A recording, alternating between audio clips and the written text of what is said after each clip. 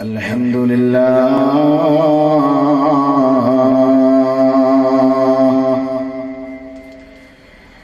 الذي أدخلنا في الإسلام وأرفقنا بالإيمان وأنعم علينا بنعمة القرآن وأحسن إلينا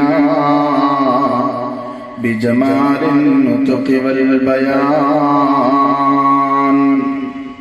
اللهم لك الحمد كله ولك الشكر كله وإليك يرجع الأمر كله.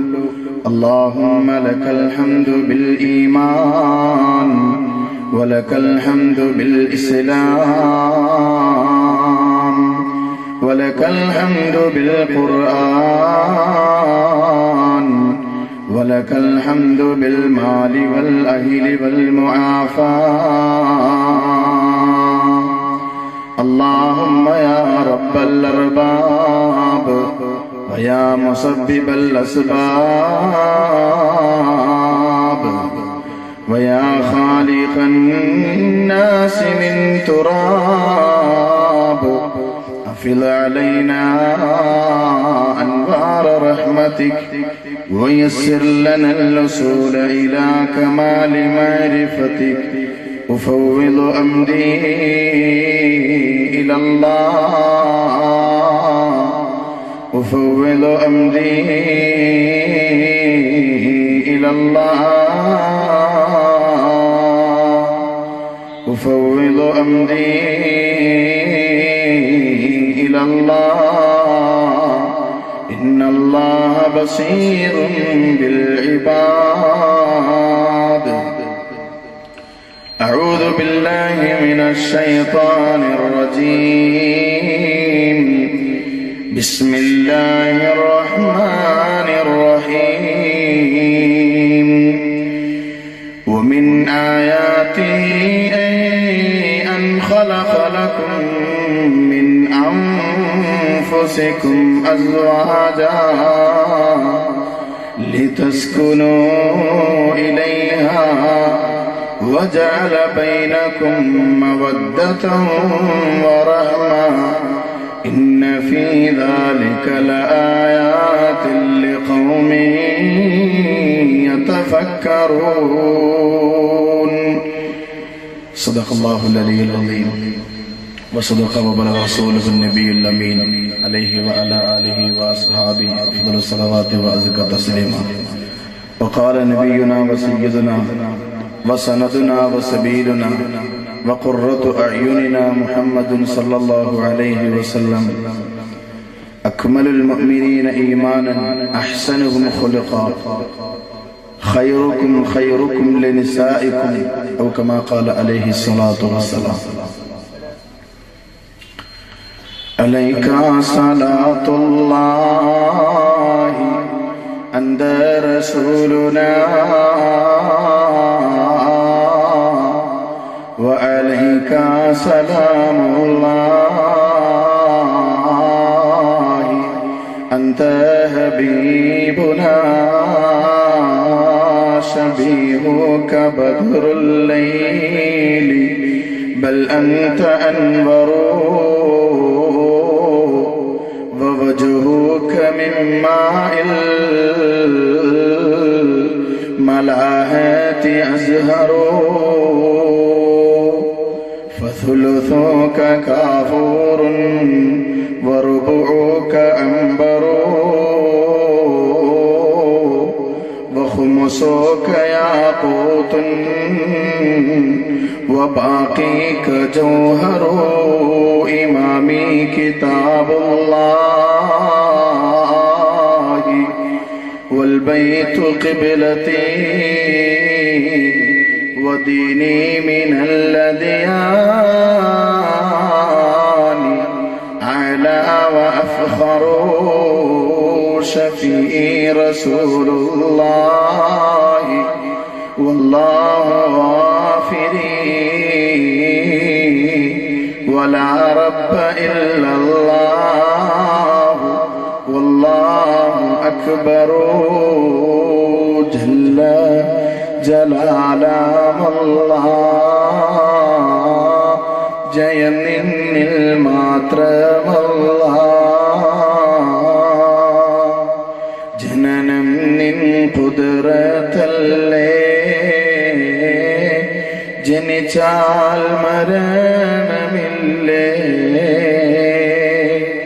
ജല്ല ജലാലമല്ലാഹ് ജയനിന്നിൽ മാത്രമല്ല ജനനം നിൻ ഖുദ്റത്തല്ലേ ജനിച്ചാൽ മരണമില്ലേ ഒരുപാട് അമ്പിയാക്കൾ അതിലേറെ ഔലിയാക്കൾ അവരെല്ലാം മൗതായില്ലേ ആഴം ഖബറിലല്ലേ അഹദിന്റെ നാമത്താലേ റബ്ബിന്റെ റാഹത്താലേ സമദേ തുടങ്ങിടുവാൻ സലവാത്തും വിതറിടലാ അഹ്മദാം ദൂതരിലും ആല സഹാബത്തുബായിലും അടിയൻ ദാസനിലും അനുഗ്രഹം ചൊരിഞ്ഞിടല്ലാഹ് ജല്ല ജലാലമല്ലാഹ് ജനജയം നിന്നിൽ മാത്രമല്ല ജനനം നിൻ ഖുദ്റത്തല്ലേ ജനിച്ചാൽ മരണമില്ലേ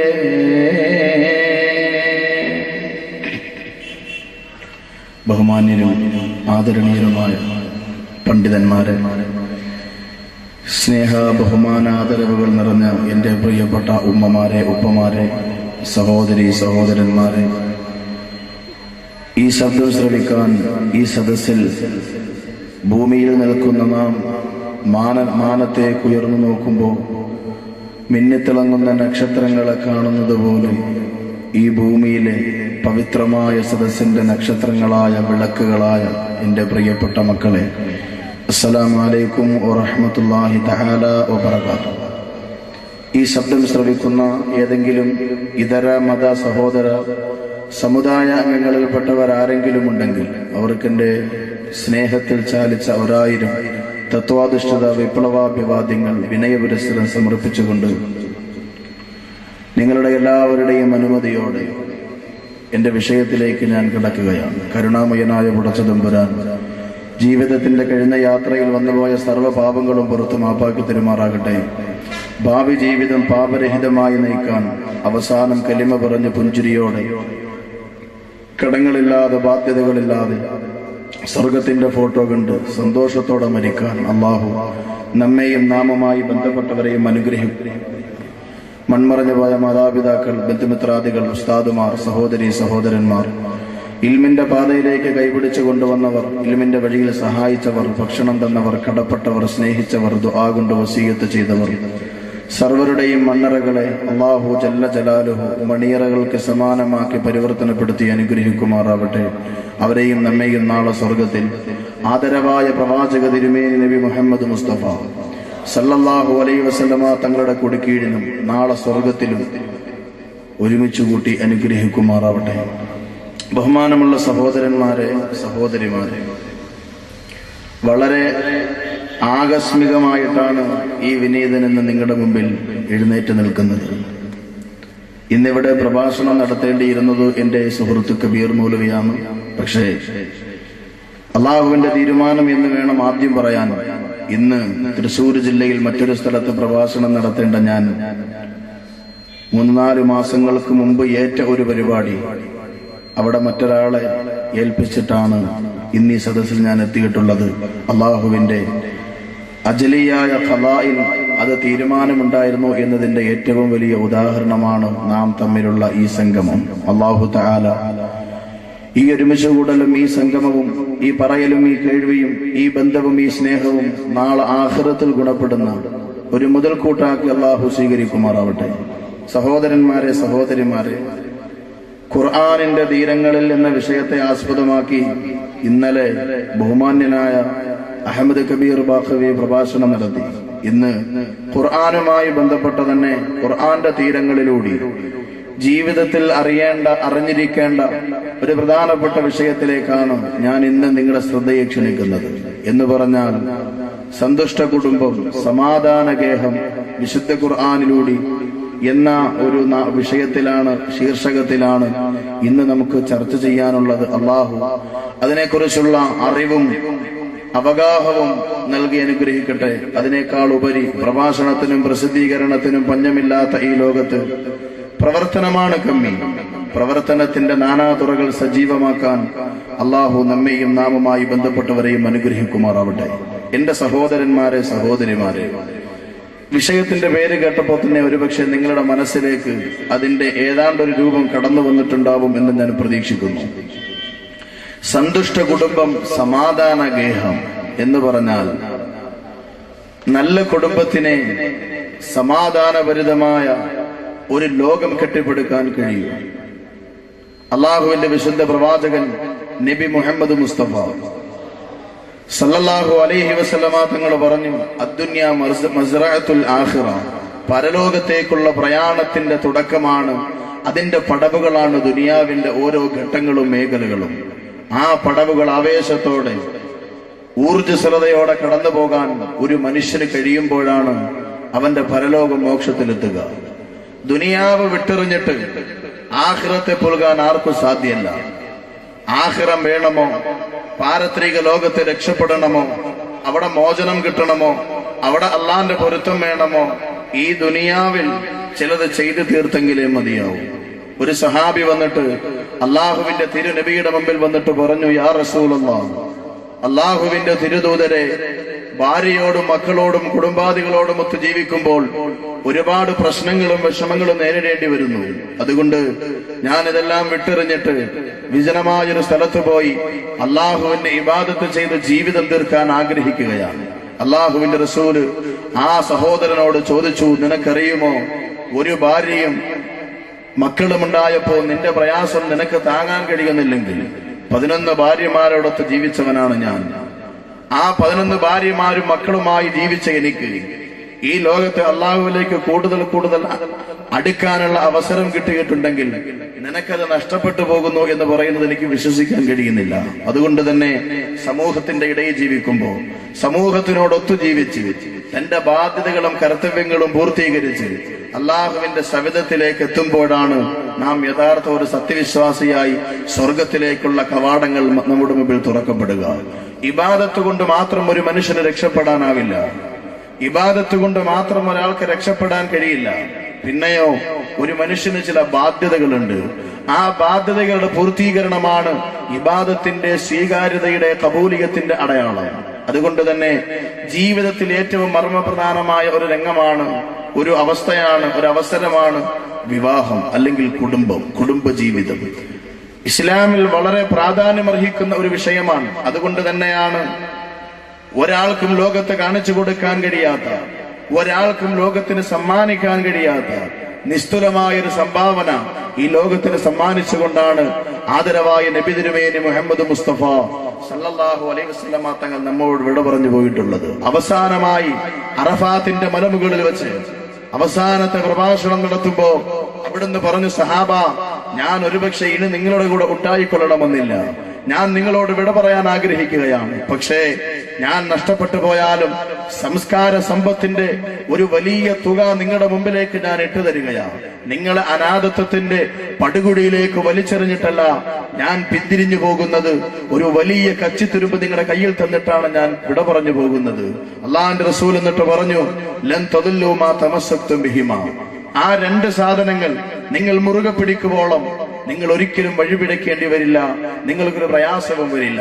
ഒന്നാമത്തത് കിതാബുല്ലാഹ്, അള്ളാഹുവിന്റെ ഗ്രന്ഥമായ വിശുദ്ധ ഖുർആൻ. രണ്ടാമത്തത് സുന്നത്തി, എന്റെ സുന്നത്താണ്, എന്റെ ജീവിത നടപടിക്രമങ്ങളാണെന്ന് അഷ്റഫുൽ ഖൽഖ് മുഹമ്മദ് മുസ്തഫ. എന്റെ സഹോദരന്മാരെ, സഹോദരിമാരെ, കുടുംബജീവിതം വളരെ പ്രാധാന്യമുള്ള ഒരു വിഷയമാണ്. ഇവിടെ വളരെ ചുരുങ്ങിയ സമയമാണ് നമ്മുടെ മുമ്പിലുള്ളത്. നേരത്തെ സൂചിപ്പിച്ചതുപോലെ ഒരുപാട് സഹോദരന്മാർ സദഖ ചെയ്ത് ദുആ ചെയ്യാൻ വസീയത്ത് ചെയ്ത ഒരുപാട് ആളുകൾ, ഏറെ സങ്കടകരമായ പലതും നമ്മുടെ മുമ്പിൽ അല്ലാഹുവിനോട് ചോദിക്കാൻ പലരും ഏൽപ്പിച്ചിരിക്കുകയാണ്. ഇന്നലെ കൊല്ലം ജില്ലയിൽ ഒരു സ്ഥലത്ത് പ്രഭാഷണം കഴിഞ്ഞ് രാത്രി 11:30 ഞാൻ ഇങ്ങോട്ട് വിടുമ്പോഴാണ് ഒരു സഹോദരൻ എന്നെ വിളിച്ചിട്ട്, ഒരാഴ്ച മുമ്പ് ഞാൻ പ്രസംഗത്തിന് പോയ ഒരു സ്ഥലത്തുള്ള ഒരു സഹോദരൻ, സംഘാടകനായ ആ സദസ്സിന്റെ എല്ലാമായി ഓടി നടന്ന, ഇതേപോലെ ഒരു അടയാളവും കഴുത്തിൽ തൂക്കിക്കൊണ്ട്, എന്റെ പ്രിയമുള്ള സഹോദരങ്ങളെ, ഒരു സദസ്സിന്റെ ചൂടും ചുറുക്കുമായി മാറിയ ഒരു ചെറുപ്പക്കാരൻ, 22 വയസ്സായ ഒരു സഹോദരൻ, ഇന്നലെ രാവിലെ തലവേദന വന്ന് സുഖമില്ലാതെ രക്ഷയില്ലാതെ തിരുവനന്തപുരം മെഡിക്കൽ കോളേജിൽ കൊണ്ടുപോയി എല്ലാ ടെസ്റ്റും നടത്തി അവസാനം ഡോക്ടർമാർ പറയുന്നു ബ്രെയിൻ ട്യൂമർ ആണത്രേ. എന്റെ സഹോദരങ്ങളെ, ഇങ്ങനെ ഒരുപാട് ആളുകൾ സങ്കടക്കടലിൽ നീന്തി തുടിക്കുമ്പോ അവർക്ക് വേണ്ടി നമുക്ക് കണ്ണുനീരോടെ ഒന്ന് ദുആ ചെയ്ത് പിരിയാം. അതിനുള്ള ആത്മാർത്ഥത മുറ്റിനിൽക്കുന്ന സദസ്സാക്കി അള്ളാഹു സദസ്സിനെ കബൂലാക്കട്ടെ. എന്റെ സഹോദരന്മാരെ, കുടുംബജീവിതം ഒരു മനുഷ്യന്റെ വല്ലാത്ത നിയന്ത്രണത്തിന്റെ പ്രതീകമാണ്. എന്ന് പറഞ്ഞാൽ, ഞാൻ പറഞ്ഞല്ലോ, പരലോകത്തേക്കുള്ള നന്മകൾ ചെയ്തു വെക്കണമെങ്കിൽ മനസ്സിന് സമാധാനം വേണം.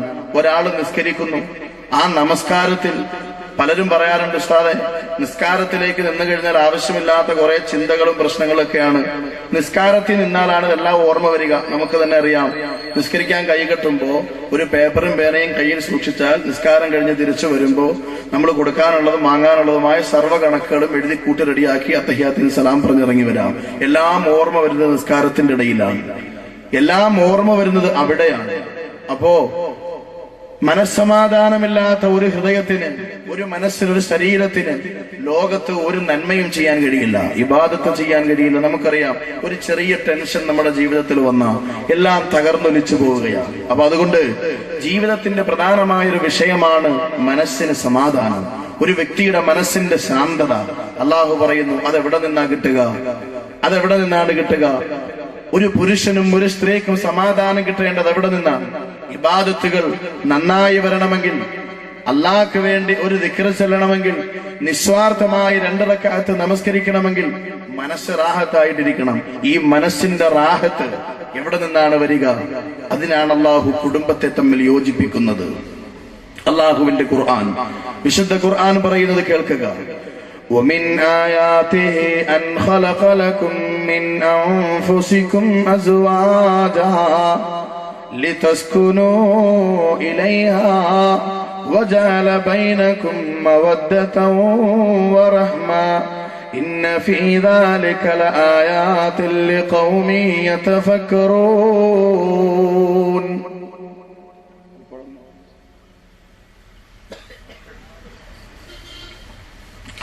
അല്ലാഹു തആല പറയുകയാണ്, വമിൻ ആയാതിഹി, അല്ലാഹുവിന്റെ വലിയ ദൃഷ്ടാന്തങ്ങളിൽ പെട്ടതാണ്, അല്ലാഹുവിന്റെ വലിയ ദൃഷ്ടാന്തങ്ങളിൽ പെട്ടതാണ്, അൻ ഖലഖലകും മിൻ അൻഫുസികും അസ്വാജാ, നിന്റെ ശരീരത്തിൽ നിന്ന് നിനക്ക് വേണ്ടി ഒരു ഇണയെ അല്ലാഹു പടച്ചു എന്നുള്ളത് അല്ലാഹുവിന്റെ വലിയ അനുഗ്രഹമാണ്, വലിയ ദൃഷ്ടാന്തമാണ്.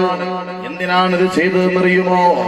ലിതസ്കുനു ഇലൈഹാ, 4 ലക്ഷ്യങ്ങൾക്ക് വേണ്ടിയാണ് പടച്ചതമ്പുരാൻ ഇങ്ങനെ നമ്മുടെ ശരീരത്തിൽ നിന്ന് ഒരു അവയവം വലിച്ചൂരിയെടുത്തിട്ട് നമുക്ക് വേണ്ടി ഒരു ഇണയെ സൃഷ്ടിച്ചത്.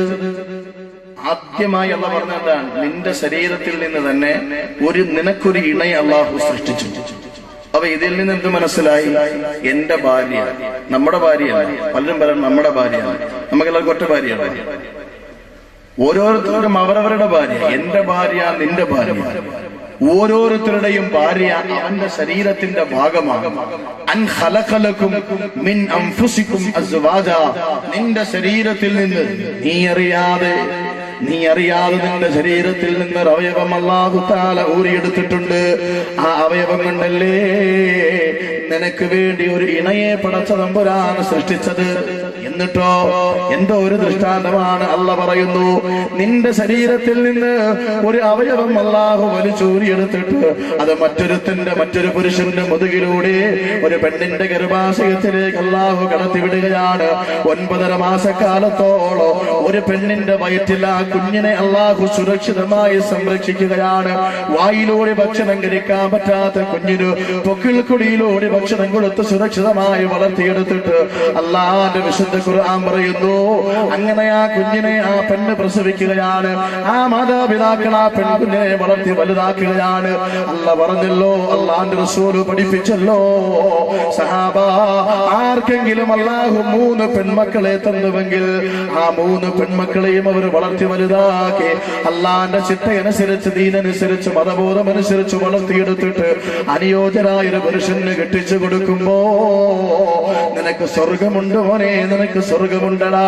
ഒരു സഹാബി എഴുന്നേറ്റ് ചോദിക്കുകയാണ്, യാ റസൂലല്ലാഹ്, യാ റസൂലല്ലാഹ്, എനിക്ക് 2 പെൺകുട്ടികളെ ഉള്ളൂ, അങ്ങ് 3 മക്കളുടെ കാര്യമാണല്ലോ പറഞ്ഞത്, എനിക്ക് 2 പെൺമക്കളെ ഉള്ളൂ നബിയേ, എനിക്കും കിട്ടുമോ ആ സ്വർഗം?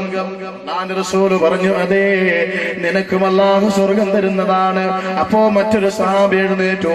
ആ സഹാബിയും ചോദിക്കുകയാണ്, യാ റസൂലല്ലാഹ്, എനിക്ക് ഒരേ ഒരു മകളെ ഉള്ളൂ, ഒരൊറ്റ മകളെ ഉള്ളൂ നബിയെ, അവളെ കെട്ടിച്ചയച്ചാൽ എനിക്കും ആ പ്രതിഫലം കിട്ടുമോ?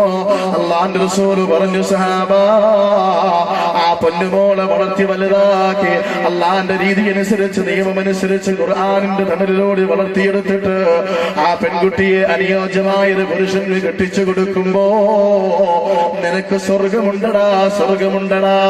അല്ലാഹു പറയുന്നത് കണ്ടോ, നിന്റെ ശരീരത്തിൽ നിന്നൊരിണയെ അല്ലാഹു ഒരു അവയവത്തെ വലിച്ചൂരിയെടുത്തിട്ട് മറ്റൊരുത്തിന്റെ മുതുകിലോടി ബീജത്തുള്ളിയാക്കി അതിനെ പെണ്ണിന്റെ ഗർഭാശയത്തിലേക്ക് വിട്ട് അവള് പ്രസവിച്ചതിനെ വളർത്തി വലുതാക്കി പ്രായപൂർത്തിയാകുന്ന പെൺകുട്ടിയാകുമ്പോ ഒരു മഹർ നിശ്ചയിച്ച് നിനക്ക് തന്നെ അല്ലാഹു വിവാഹം ചെയ്തു തരികയാണ്. ഇതല്ലയോ നിന്റെ ഇണ, ഇതല്ലയോ നിന്റെ ഭാര്യ. അൻ ഖലഖലകും മിൻ അൻഫുസികും അസ്വാജാ, നിന്റെ ശരീരത്തിൽ നിന്നാണ് നിന്റെ ഇണയെ പടച്ച തമ്പുരാൻ സൃഷ്ടിച്ചതത്രേ. അപ്പൊ എന്റെ ഭാര്യ എന്റെ ശരീരത്തിന്റെ ഭാഗമാണ്. എന്റെ ഭാര്യയ്ക്ക് വല്ല മോശമായ സ്വഭാവമോ സ്വഭാവ വ്യത്യാസമോ വന്നാൽ അത് ആരുടെ പ്രശ്നമാണ്? എന്റെ അവയവത്തിന്റെ പ്രശ്നമാണ്, എന്റെ അവയവത്തിന്റെ പ്രശ്നമാണ്. അതുകൊണ്ട് ഭാര്യ ആര്, ഭർത്താവ് ആര് എന്ന് ആദ്യം മനസ്സിലാക്കണം നമ്മൾ. കുടുംബജീവിതം നന്നായി പോകണമെങ്കിൽ, അള്ളാന്റെ പൊരുത്തം കിട്ടണമെങ്കിൽ ആദ്യമായി മനസ്സിലാക്കേണ്ടത് ഞാൻ ആര്, എന്റെ ഭാര്യ ആര് എന്നുള്ളതാണ്. ഞാനും എന്റെ ഭാര്യ രണ്ടല്ല, രണ്ടും ഒന്നാണ്. പല നിക്കാഹിന്റെ വേദികളിലും അല്ലാഹുവിന്റെ റസൂലിന്റെ ഒരു ഹദീസ് പറയാറുണ്ട്, വമൻ തസവ്വജ ഇംറഅതൻ ഫഖദ് അക്മല ഥുലഥൈ ദീനിഹി, ആരെങ്കിലും പെണ്ണിനെ വിവാഹം കഴിച്ചാൽ ഫഖദ് അക്മല ഥുലഥൈ ദീനിഹി, അവൻ അവന്റെ മതബോധത്തിന്റെ 2/3 ഭാഗം പൂർത്തിയാക്കിയവനാണ്. ഫൽയത്തഖില്ലാഹ ഫി ഥുലുഥിൽ ബാഖി, ബാക്കിയുള്ള ഒരു ഭാഗമുണ്ടല്ലോ അല്ലാഹുക്ക് ഇബാദത്ത് ചെയ്തവൻ പൂർത്തീകരിച്ചു കൊള്ളട്ടെ എന്ന് നബിയുനാ മുഹമ്മദ് മുസ്തഫ. അപ്പോ വിവാഹിതരാകുമ്പോ നമ്മുടെ ജീവിതം പൂർണ്ണമാവുകയാണ്. നഷ്ടപ്പെട്ട അവയവം നമുക്ക് തിരിച്ചു കിട്ടണം. ഒരവയവം നമ്മളിൽ നിന്നും അല്ലാഹു ഊരിയെടുത്തിട്ടുണ്ട്, ഒരു ഇണയെ സൃഷ്ടിക്കാൻ. ആ ഇണ നമ്മുടെ ജീവിതത്തിലേക്ക് വന്ന് ജീവിതം പൂർണ്ണമാകുമ്പോഴാണ് നമുക്ക് അല്ലാഹുവിന്റെ മുന്നിൽ പൂർണ്ണ മനുഷ്യനെന്ന് പറയാൻ പറ്റുക, പൂർണ്ണതയിലെത്തുക. എന്റെ സഹോദരങ്ങളെ, എന്തിനാണ് അല്ലാഹു തആല ഇങ്ങനെ ചെയ്യുന്നത്? നിന്റെ ശരീരത്തിൽ നിന്ന് ഒരു വാരിയല്ലൂരി അതൊരു ബീജത്തുള്ളിയാക്കി ഒരു പിതാവിന്റെ മുതുകത്തു നിന്നും ഒരു പെണ്ണിന്റെ ഗർഭാശയത്തിലേക്ക് അവിടെ നിന്ന് അവൾ പ്രസവിച്ചു വളർത്തി വലുതാക്കി. എത്ര നിയന്ത്രണം വെച്ചിട്ടാണ്, തർത്തീബോട് കൂടിയാണ് അള്ളാഹു ഈ കാര്യങ്ങൾ നിയന്ത്രിക്കുന്നത്. അതല്ലയോ ഖുർആൻ പറഞ്ഞത്? ഖുർആനിലേക്ക് കടന്നു വരിക, ഖുർആനിലേക്ക് കടന്നു വരിക. ഇത് ദൃഷ്ടാന്തമല്ലെങ്കിൽ പിന്നെ എന്താണോ ലോകത്ത് ദൃഷ്ടാന്തമായിട്ടുള്ളത്? അല്ലാഹു പറയുന്നു, ഇത് ദൃഷ്ടാന്തമല്ലയോ? മറ്റൊരു കുടുംബത്തിൽ പിറന്ന പെണ്ണ്, മറ്റൊരു വാപ്പാന്റെ മോള്, മറ്റൊരു ഉമ്മാന്റെ മാർവിടത്തിൽ അമ്മിഞ്ഞപ്പാല് നുകർന്നു പെണ്ണ്, ആ പെണ്ണുണ്ടല്ലോ നിന്റെ ശരീരത്തിന്റെ ഭാഗമാണെന്ന് വിശുദ്ധ ഖുർആൻ. ഇത് വലിയ ദൃഷ്ടാന്തമല്ലെങ്കിൽ പിന്നെ ലോകത്തേറെ ദൃഷ്ടാന്തമായിട്ടുള്ളത് എന്നിട്ട് അല്ലാഹ് പറയണു എന്തിനാണ് ഇങ്ങനെ ചെയ്തത്? എന്തിനാണ് ഇങ്ങനെ ചെയ്തത്? ഒരു പെണ്ണിനെ നിനക്ക് വിവാഹം ചെയ്തു തരുന്നത് എന്തിനാ? 4 ലക്ഷ്യങ്ങളാണ് കുടുംബജീവിതത്തിന്റെ പിന്നിൽ. 4 ലക്ഷ്യങ്ങളാണ് അല്ലാഹു മുമ്പിൽ വെച്ചിരിക്കുന്നത്. ഞാനിത് പറയുമ്പോ എന്റെ സഹോദരങ്ങളെ, ഈ 4 ലക്ഷ്യങ്ങൾ കുടുംബജീവിതത്തിൽ നിന്ന് വസൂലാക്കാൻ പറ്റുന്നില്ല എങ്കിൽ, കുടുംബജീവിതത്തിൽ നിങ്ങൾക്ക് ലഭിക്കുന്നില്ലെങ്കിൽ, കുടുംബജീവിതത്തിൽ ബറക്കത്തില്ല, അല്ലാഹുവിന്റെ ബറക്കത്തില്ല. ഏതാണ് ആ 4 ലക്ഷ്യങ്ങള്? ഒന്നാമത്തത് അല്ലാഹുവിന്റെ ഖുർആൻ പറയുന്നു, ലിതസ്കുനു ഇലൈഹാ, ആ ഭാര്യയിലൂടെ നീ സമാധാനം കണ്ടെത്തേണ്ടിയിരിക്കുന്നു. ഈ ഭർത്താവിലൂടെ എന്റെ പൊന്നു പെങ്ങളെ സമാധാനം കണ്ടെത്താൻ നിനക്ക് കഴിയണം. ആ സമാധാനമാണ് പിന്നീട് ഇബാദത്തിൽ പ്രതിഫലിക്കുക. അങ്ങനെ സമാധാനമുള്ളൊരു മനസ്സുണ്ടാകുമ്പോഴേ ഒരു വ്യക്തിക്ക് നന്നായി അല്ലാഹുവിന്റെ അടുക്കൽ ഒരു നല്ല മനുഷ്യനായി ചെന്നെത്താൻ പറ്റൂ. ഏതുപോലെ? സയ്യിദുനാ മുഹമ്മദ് മുസ്തഫ, ലഖദ് കാന ലക്കും ഫീ റസൂലില്ലാഹി ഉസ്വത്തുൻ ഹസന. വിശുദ്ധ ഖുർആൻ എല്ലാം ഖുർആൻ. എന്റെ കയ്യിൽ നിന്ന് ഞാൻ ഒന്നും പറയണില്ല. ഖുർആൻ പറയുന്നു, നിങ്ങൾക്ക് എന്റെ പ്രവാചകനായ നബിതങ്ങളിൽ സല്ലല്ലാഹു അലൈഹി വസല്ലം വ്യക്തമായ മാതൃകയുണ്ട്. എല്ലാം അടുക്കള മുതൽ അങ്ങാടി വരെ, അടുക്കളയിൽ പണിയെടുക്കുന്ന ഭാര്യയെ സഹായിക്കേണ്ടത് എങ്ങനെയെന്ന് തുടങ്ങി, അധികാരത്തിന്റെ ചെങ്കോലും കിരീടവും അണിഞ്ഞുകൊണ്ട് കസേരയിൽ ഇരിക്കുന്ന ഒരു മനുഷ്യൻ ചലിക്കേണ്ടത് എങ്ങനെയെന്ന് പോലും ലോകത്തിന്റെ ഗുരു ലോകത്തോട് പഠിപ്പിച്ചു. ഇതല്ലയോ ലോക നേതാക്കൾ പ്രവാചകനെ പറ്റി വാഴ്ത്തിയത്? അല്ലേ? അല്ലാഹുവിന്റെ റസൂലിനെ പറ്റി ലോകത്ത് പറയാത്തവർ ആരെങ്കിലും ഉണ്ടോ? ഏതെങ്കിലും ഒരു മനുഷ്യനുണ്ടോ? ശത്രുക്കൾ പോലും ലോകത്ത് ഇത്ര ഉദാത്തമായൊരു ജീവിത പദ്ധതി കാണിച്ചു തരാൻ ആർക്കെങ്കിലും കഴിഞ്ഞിട്ടുണ്ടോ? കേരളത്തിന്റെ പ്രിയപ്പെട്ട കവി വള്ളത്തോൾ നാരായണ മേനോൻ പോലും പറഞ്ഞില്ലേ, പെരുത്തു നൂറ്റാണ്ടിനിടയ്ക്കൊരിക്കലേ മരുപ്പറമ്പാമുലകത്തിനീശ്വരൻ നടന്നു വൃക്ഷത്തെ തണിക്കു പാന്തരായി വരുന്നവർക്ക് ഉത്തമ വിശ്രമത്തിനായി. ഈസാ നബിക്ക് ശേഷം 500 വർഷക്കാലം ഒരു പ്രവാചകന്റെ ആഗമനമില്ലാതെ ഈ ഭൂമി ഒരു ശവപ്പറമ്പായി പോയപ്പോ, ആ ശവപ്പറമ്പായ ഭൂമിയിൽ ശേഷം വരുന്ന ആളുകൾക്ക് തണല് കൊള്ളാൻ ദൈവം സൃഷ്ടിച്ചൊരു മരമാണോ മുഹമ്മദ് എന്ന് വള്ളത്തോൾ പറഞ്ഞു. സഹോദരന്മാരെ, കേരളത്തിന്റെ ബൗണ്ടറി പോലും വിട്ടുകിടക്കാത്ത ഒരു ആത്മീയ ചിന്തകൾ സമ്മാനിച്ച കേരളത്തിന്റെ പ്രിയപ്പെട്ട ഗുരു ശ്രീനാരായണ ഗുരു പോലും നബിയെ പറ്റി പറഞ്ഞു. എന്താണ്? പുരുഷാകൃതി പൂണ്ട ദൈവമോ, പരമേശ്വര പവിത്രപുത്രനോ, കാരുണ്യവാൻ നബി മണിമുത്തുരത്നമോ, നരദിവ്യാകൃതി പൂണ്ട ധർമ്മമോ. പുരുഷാകൃതി പൂണ്ട ദൈവമോ, പുരുഷന്റെ ആകൃതിയിൽ അവതരിച്ചൊരു ദൈവമാണോ മുഹമ്മദ്? പരമേശ്വര പവിത്രപുത്രനോ, പരമേശ്വരനായ ദൈവത്തിന്റെ പവിത്രനായ പുത്രനാണോ മുഹമ്മദ്? അല്ല, അല്ല. കാരുണ്യവാൻ നബി മണി മുത്തുരത്നമോ, കാരുണ്യത്തിന്റെ കടലായ നബി മുത്തുരത്നമാണോ? നരദിവ്യാകൃതി പൂണ്ട ധർമ്മമോ. നരൻ എന്ന് പറഞ്ഞാൽ മനുഷ്യൻ. മനുഷ്യൻ ധർമ്മത്തിന്റെ ആകൃതിയിൽ അവതരിച്ച ഒരു പ്രതിപുരുഷനാണോ മുഹമ്മദ് എന്ന് പറയുമ്പോ, എന്റെ സഹോദരങ്ങളെ, ആ നബിയുടെ ജീവിതത്തിലേക്ക് കടന്നു വരുമ്പോ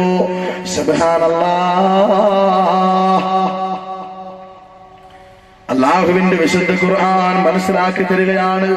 ലഖദ് കാന ലക്കും ഫീ റസൂലില്ലാഹി ഉസ്വത്തുൻ ഹസന. പുണ്യ നബിയില് നിങ്ങൾക്ക് ഉത്തമമായ മാതൃകയുണ്ടെന്ന് പഠിപ്പിക്കുമ്പോ, കുടുംബജീവിതത്തിന് ഉദാത്തമായൊരു മാതൃക സമ്മാനിക്കാൻ റസൂലുള്ളാഹിക്കല്ലാതെ ലോകത്താർക്കും കഴിഞ്ഞിട്ടില്ല. ഒരു മനുഷ്യനും കഴിഞ്ഞിട്ടില്ല, ഒരു തത്വചിന്തകനും കഴിഞ്ഞിട്ടില്ല, ഒരു ശാസ്ത്ര സാങ്കേതിക രംഗങ്ങളില് മികവ് കാട്ടി കടന്നു വന്ന ഒരു നേതാവിനും കഴിഞ്ഞിട്ടില്ല. അതല്ലയോ അല്ലാഹുവിന്റെ റസൂലേ, അങ്ങേക്കായിരമായിരം സലാ മദീനയുടെ മണവാളനെ, അങ്ങേക്കായിരമായിരം സലാ മദീനയുടെ മണിച്ചപ്പേ, മദീനയുടെ മന്ദമാരുതനെ മുഹമ്മദ് മുസ്തഫ, അങ്ങേക്കൊരായിരം സലാ. തെരേ മിഅറാജ് ഹേ ലൗഹ് കലം തക്, മേരേ മിഅറാജ് ഹേ തെരേ കദം തക്. കവി പാടിയല്ലോ, മുഹമ്മദേ സല്ലല്ലാഹു അലൈഹി വസല്ലം അങ്ങേക്കൊരു മേറാജ് ഉണ്ടായിരുന്നു. ആകാശങ്ങളാണ് അങ്ങയുടെ മേറാജ്. അത് ലൗഹും കലമുമാണ്, അത് അർശും കുർസുമാണ്, അത് ആകാശങ്ങളുടെ ഒളിമങ്ങാത്ത കലവറകളാണ്. ഈ ഭൂമിയിലുള്ള സാധുക്കളായ നമുക്കുമുണ്ടോ ഒരു മേറാജ്? തെരേ കദം തക്, അത് അങ്ങയുടെ കാൽപാദത്തിന്റെ ചുവട്ടിലാണ് നബിയേ. ആ റസൂലുള്ളാഹിന്റെ പാദം പിൻപറ്റിപ്പോയ കുടുംബജീവിതത്തിലെ പ്രശ്നങ്ങളില്ല, വഴക്കുകളില്ല, സങ്കടങ്ങളില്ല, സമാധാനപരമായൊരു കുടുംബം കെട്ടിപ്പടുക്കാം. എന്റെ പ്രിയമുള്ള സഹോദരങ്ങളെ, നമുക്ക് കഴിയുന്നതാണ്. ഇവിടെയാണ് അല്ലാഹുവിന്റെ ഖുർആൻ വ്യക്തമാക്കുന്നത്. എന്തിനാണ് നിങ്ങൾക്ക് വിവാഹം ഞാൻ ജീവിതത്തിന്റെ നടപടിക്രമമായി നിശ്ചയിച്ചതെന്നറിയോ? ലിതസ്കുനു ഇലൈഹാ. പ്രയാസങ്ങൾ വേറുമ്പോ, സങ്കടങ്ങൾ വേറുമ്പോ, വിഷമങ്ങൾ വേറുമ്പോ, ആകുലതകളും വ്യാകുലതകളും വേറുമ്പോ, സങ്കടക്കടലിൽ നീന്തി തുടിക്കുമ്പോ അല്ലാഹുവിന്റെ ദർബാറിലേക്ക് ഒന്നെത്തിപ്പെടണ്ടയോ? അതിന് സമാധാനം വേണ്ടേ? ആ സമാധാനം എവിടെ നിന്നാണ് ലഭിക്കുക? സ്വന്തം കുടുംബത്തിൽ നിന്നാണ്, ഭാര്യയിൽ നിന്നാ. ലിതസ്കുനു ഇലൈഹാ. ഭാര്യയിൽ നിന്ന് സമാധാനം കണ്ടെത്താൻ നിനക്ക് കഴിയേണ്ടതുണ്ട്. ഭർത്താവിൽ നിന്ന് സമാധാനം കണ്ടെത്താ എന്റെ പൊന്നു പെങ്ങളെ നിനക്ക് കഴിയേണ്ടതുണ്ട്. അത് കിട്ടുന്നില്ല എങ്കിൽ വിവാഹ ജീവിതം വെറും ഒരു പൊള്ളയാണെന്ന് നമുക്ക് മനസ്സിലാക്കാം. അള്ളാഹുവിന്റെ പ്രവാചകൻ സല്ലല്ലാഹു അലൈഹി വസല്ലമ തങ്ങളുടെ ജീവിതം നോക്കുമ്പോൾ അത് തന്നെ മനസ്സിലാക്കാം. സഹോദരങ്ങളെ, എത്ര പ്രതിസന്ധി ഘട്ടങ്ങൾ പുന്നാര നബിക്ക് വന്നു അല്ലേ? നബിയെ കുറിച്ച് അറിയില്ലേ? നമ്മുടെ പ്രവാചകൻ മുഹമ്മദ് മുസ്തഫ ജീവിതത്തിൽ ഒരിക്കലെങ്കിലും, എന്റെ പൊന്നു സഹോദരങ്ങളെ, ജീവിതത്തിൽ ഒരിക്കലെങ്കിലും ഒരു ചെറിയ സന്തോഷം ജീവിതത്തിൽ അനുഭവിച്ച ആളാണോ മുഹമ്മദ് മുസ്തഫ സല്ലല്ലാഹു അലൈഹി വസല്ലം? ഒരു ചെറിയ പ്രയാസം വരുമ്പോ, മക്കൾക്കൊരു അസുഖം വരുമ്പോ, ഒരു വിഷമം വരുമ്പോ നമ്മളൊക്കെ വല്ലാതെ നിലവിളിക്കാറുണ്ട്. പക്ഷേ പുണ്യ നബി ജീവിതത്തിൽ സന്തോഷം പങ്കിട്ട് ഒരു നിമിഷങ്ങളുണ്ടോ? ഉണ്ടോ? സങ്കടക്കടലേ മുഹമ്മദ് മുസ്തഫ സല്ലല്ലാഹു അലൈഹി വസല്ലം ജനിച്ചത് അനാഥനായിട്ട് അല്ലേ? വാപ്പയില്ല, ഉമ്മയില്ല, ബന്ധുക്കളാരുമില്ല. കരഞ്ഞു പോകും ചില സമയം. ഒരു നേരം ഭക്ഷണമില്ലാതെ, കഴിക്കാൻ ഭക്ഷണമില്ലാഞ്ഞിട്ട് ലോകനായകൻ ആട് മേച്ചുകൊണ്ട് മരുഭൂമിയിലൂടെ നടന്നു. ചിന്തിക്കാൻ പറ്റുമോ? നമുക്ക് ചിന്തിക്കാൻ പറ്റുമോ? ഒരു നേരത്തെ ഭക്ഷണത്തിന് വേണ്ടി ആ റസൂലുള്ളാഹി തങ്ങള് ലോകത്തിന്റെ മാതൃകയായി വരിക എന്ന് പറഞ്ഞാൽ അതിനേക്കാൾ വലിയ അത്ഭുതമുണ്ടോ? സഹോദരങ്ങളെ, 25 വയസ്സ് വരെ അല്ലാഹുവിന്റെ റസൂൽ അനുഭവിച്ച പ്രയാസങ്ങളെ കുറിച്ച് പറയേണ്ടതുണ്ടോ? എന്ത് പറയാനാണ്? ഒറ്റ വാക്കിൽ പറഞ്ഞ ആയിഷ ബീവിയുടെ വാക്കാണ് മനസ്സിലേക്ക് ഓർമ്മ വരുന്നത്. അല്ലാഹുവിന്റെ റസൂലിന്റെ വീട്ടിൽ പലപ്പോഴും പല ദിവസങ്ങളിലും തീ പുകഞ്ഞതായ ഓർമ്മയില്ലത്രേ. ആ റസൂലുള്ളാഹി തങ്ങള് 25-ാമത്തെ വയസ്സിൽ വിവാഹിതനാകുമ്പോ ജീവിതത്തിലേക്ക് കടന്നു വന്ന പ്രിയപ്പെട്ട സഹധർമ്മിയുണ്ടല്ലോ, ഖദീജ. ആ ഖദീജ റളിയല്ലാഹു തആല അൻഹ അല്ലാഹുവിന്റെ റസൂൽ കൊടുത്ത സ്നേഹമെന്താ? റസൂലുള്ളാഹിക്ക് ഖദീജ കൊടുത്ത സ്നേഹമെന്താ? ആ സ്നേഹവും ആ ഒരു ബന്ധവും മാത്രം മതി. ഭാര്യ ആരാണ്, ഭർത്താവ് ആരാണ്, ഭാര്യ ആരാവണം, ഭർത്താവ് ആരാകണം എന്ന് മനസ്സിലാക്കാൻ. ഒന്നാമത്തെ വിഷയം, ഭാര്യയിലൂടെ സമാധാനം കണ്ടെത്താൻ കഴിയണം. രണ്ടാമത് ഖുർആൻ പറയുന്നു വജഅല ബൈനകും മവദ്ദതൻ വറഹ്മ. സ്നേഹം ഒരു ഭാര്യയ്ക്ക് ഭർത്താവ് കൊടുക്കുന്നത് പോലെ സ്നേഹം ലോകത്ത് ആർക്കും കൊടുക്കാൻ പറ്റൂല, സ്വന്തം ഉമ്മയ്ക്ക് പോലും. അതേപോലെ തിരിച്ചും, അതേപോലെ കരുണ. സ്നേഹമുള്ള ഒരു ഭാര്യ, സ്നേഹമുള്ള ഒരു ഭർത്താവ്, അവർ രണ്ടുപേരുടെയുമുള്ള കരുണ പോലെ പ്രായമുള്ളവർക്കത് കൂടുതൽ അറിയാം. തന്റെ ഭാര്യയുടെ സ്ഥാനത്ത് പകരം ആര് വന്നാലും അത് പകരക്കാരാവൂല. അതൊരു ഘട്ടം വരുമ്പോഴേ തിരിച്ചറിയാൻ പറ്റും. എന്റെ സഹോദരങ്ങളെ, ഈ 3 ലക്ഷ്യങ്ങളാണ് മർമ്മപ്രധാനമായ വിവാഹ ജീവിതത്തിലുള്ളത്. 4ാമത് ലക്ഷ്യമുണ്ട്, അത് നമുക്ക് ലാസ്റ്റ് പറയാം. സഹോദരങ്ങളെ, ഈ 3 ലക്ഷ്യങ്ങൾ ആർക്കെങ്കിലും കിട്ടുന്നില്ലയോ? ഭാര്യയിൽ നിന്ന് സമാധാനമില്ലയോ? ഭാര്യയിൽ നിന്ന് സ്നേഹമില്ലയോ? ഭാര്യയിൽ നിന്ന് കരുണ കിട്ടുന്നില്ലയോ? നിന്റെ കുടുംബജീവിതം അസാധുവാണ്. നിന്റെ കുടുംബജീവിതത്തിൽ ബറക്കത്തില്ലാത്തതാണ്. പൊന്നുമോനെ, അവിടെ ഭാര്യയെ പഠിച്ചിട്ട് കാര്യമില്ല, ഭർത്താവിനെ കുറ്റപ്പെടുത്തിയിട്ട് കാര്യമില്ല. എവിടെയോ വിള്ളൽ സംഭവിച്ചോ? വിള്ളലുകൾ മനസ്സിലാക്കി വിടവ് നികത്തി മുന്നോട്ട് പോയാലല്ലാതെ കുടുംബജീവിതത്തിൽ ബറക്കത്തില്ല. അല്ലാഹു തആല ഒരു മനുഷ്യന് 3 ഘട്ടങ്ങളാണ് നിശ്ചയിച്ചിട്ടുള്ളത്. സമയങ്ങൾ, 3 ഘട്ടങ്ങൾ. ആ 3 ഘട്ടങ്ങളും പരിപൂർണമായി സന്തോഷമായി കിട്ടണം എന്ന് പറഞ്ഞാൽ, ഒന്നാമത്തെ ഒരു കുഞ്ഞിന്റെ ജനനം, ഒരു മനുഷ്യന്റെ ജനനം. ഒരു കുഞ്ഞു ജനിക്കുമ്പോ അള്ളാന്റെ റസൂല് പറഞ്ഞു, ആദ്യം അവന്റെ വലത് ചെവിയിൽ ബാങ്ക് വിളിക്കട്ടെ, ഇടത് ചെവിയിൽ ഇഖാമത്ത് കൊടുക്കട്ടെ. കുഞ്ഞ് ആദ്യമായി കേൾക്കുന്ന ശബ്ദം അള്ളാന്റെ ശബ്ദമാവട്ടെ. ഇത് ഇസ്ലാമിന്റെ ഏറ്റവും വലിയ മൂല്യമാണ്. പക്ഷെ നമ്മുടെയൊക്കെ ഓരോ കുഞ്ഞുങ്ങളും ജനിച്ചു വീഴുമ്പോൾ എല്ലാ പരിപാടികളും കഴിഞ്ഞ് നഴ്സുമാരുടെ എല്ലാ വർത്തമാനങ്ങളും കേട്ട് അവിടെയുള്ള എല്ലാ അവസ്ഥകളും എല്ലാം കേട്ടതിന് ശേഷം അവസാനമാണ് ബാങ്ക് ഇഖാമത്തും കൊടുക്കുന്നത്. പ്രസവിച്ചു കഴിയുമ്പോൾ സഹോദരിമാരിങ്ങനെ ഓടി നടക്കുകയാണ് ബാങ്ക് കൊടുക്കാൻ. ആരെങ്കിലും പള്ളിയിൽ ഉസ്താദിനെ കൊണ്ടുവരാനും മൊല്ലാക്കായി കൊണ്ടുവരാനും മോദീനെ കൊണ്ടുവരാനും. എന്തിന്? ആർക്കും വിളിക്കാവുന്നതല്ലേ ബാങ്ക്. ഒന്നാമത്തെ ഘട്ടം അതാണ്, വിശദീകരിക്കാൻ സമയമില്ല. രണ്ടാമത്തെ ഘട്ടമോ വിവാഹമാണ്. വിവാഹം മലീമസമാകുന്ന ലോകത്താണ് നാം ഇന്നുള്ളത്. സഹോദരങ്ങളെ, ഒറ്റ വാക്കിൽ പറഞ്ഞാൽ, ആരുടെ കുടുംബജീവിതത്തിൽ ബറക്കത്തില്ലയോ, തന്റെ വിവാഹം നടന്ന അവസ്ഥയിലേക്ക് തിരിഞ്ഞു നോക്കുക. അവിടെ വിള്ളൽ സംഭവിച്ചു, അത് പരിഹരിക്കുക. ഈ 2 ഘട്ടങ്ങളും പരിപൂർണമായാൽ അള്ളാന്റെ തൗഫീഖ് കൊണ്ട് 3ാമത്തെ ഘട്ടം സുന്ദരമായി തീരും. 3ാമത്തെ ഘട്ടം ഏതാണ്? മരണം. ലാ ഇലാഹ ഇല്ലല്ലാഹ് പറഞ്ഞു മരിക്കാൻ അള്ളാഹു ഒരു അവസരം ഒരുക്കി തരും. എന്റെ സഹോദരങ്ങളെ, അപ്പൊ അതുകൊണ്ട് വിവാഹം ജീവിതത്തിന്റെ ഒരു വലിയ മുതൽക്കൂട്ടാണ്, ഒരു വലിയ ഘട്ടമാണ്, മധ്യഭാഗമാണ്. അല്ലാഹുവിന്റെ വിശുദ്ധ ഖുർആൻ വിവാഹ ജീവിതത്തിന് 3 ലക്ഷ്യങ്ങൾ പറഞ്ഞല്ലോ. ആ 3 ലക്ഷ്യങ്ങളും നേടിയെടുക്കണോ? അല്ലാഹുവിന്റെ ഖുർആൻ പറയുന്നു, റസൂലുള്ളാഹിന്റെ തിരുസുന്നത്തിലൂടെ കല്യാണം നടത്തിക്കോ, ജീവിതത്തിലേക്ക് കാലെടുത്ത് വെച്ചോ. അതിൽ അല്ലാഹു ബറക്കത്ത് ചെയ്യുന്നതാണ്, ബറക്കത്ത് ചെയ്യുന്നതാണ്. ഭാര്യയിൽ നിന്ന് സ്നേഹം കിട്ടണോ, ഭാര്യയിൽ നിന്ന് സമാധാനം കിട്ടണോ, ഭാര്യയിൽ നിന്ന് കരുണ കിട്ടണോ, അല്ലാഹുവിന്റെ റസൂൽ ചെയ്തതുപോലെ ചെയ്യാനുള്ള മനസ്സ് വേണേ. അല്ലാഹുവിന്റെ വിശുദ്ധ ഖുർആൻ മഹാനായ റസൂലുള്ളാഹി സ്വല്ലല്ലാഹു അലൈഹി വസല്ലമ തങ്ങള് ജീവിതത്തിൽ പലപ്പോഴും, സഹോദരങ്ങളെ, എന്റെ ഖദീജയുടെ മദ്ഹ് പറഞ്ഞാൽ നബി തങ്ങൾ നിർത്തൂല, അത്ര ഇഷ്ടമായിരുന്നു. ലോകത്തൊരു ഭാര്യയും ഇതേപോലെ ഭർത്താവിനെ സ്നേഹിച്ചിട്ടില്ല.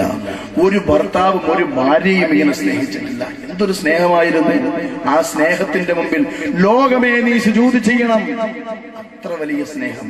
അള്ളാന്റെ റസൂൽ കല്യാണം കഴിക്കുമ്പോ പ്രവാചകൻ എത്ര വയസ്സായി? എത്ര വയസ്സാണ്? എന്താ എല്ലാരും മിണ്ടായിരിക്കുന്നത്?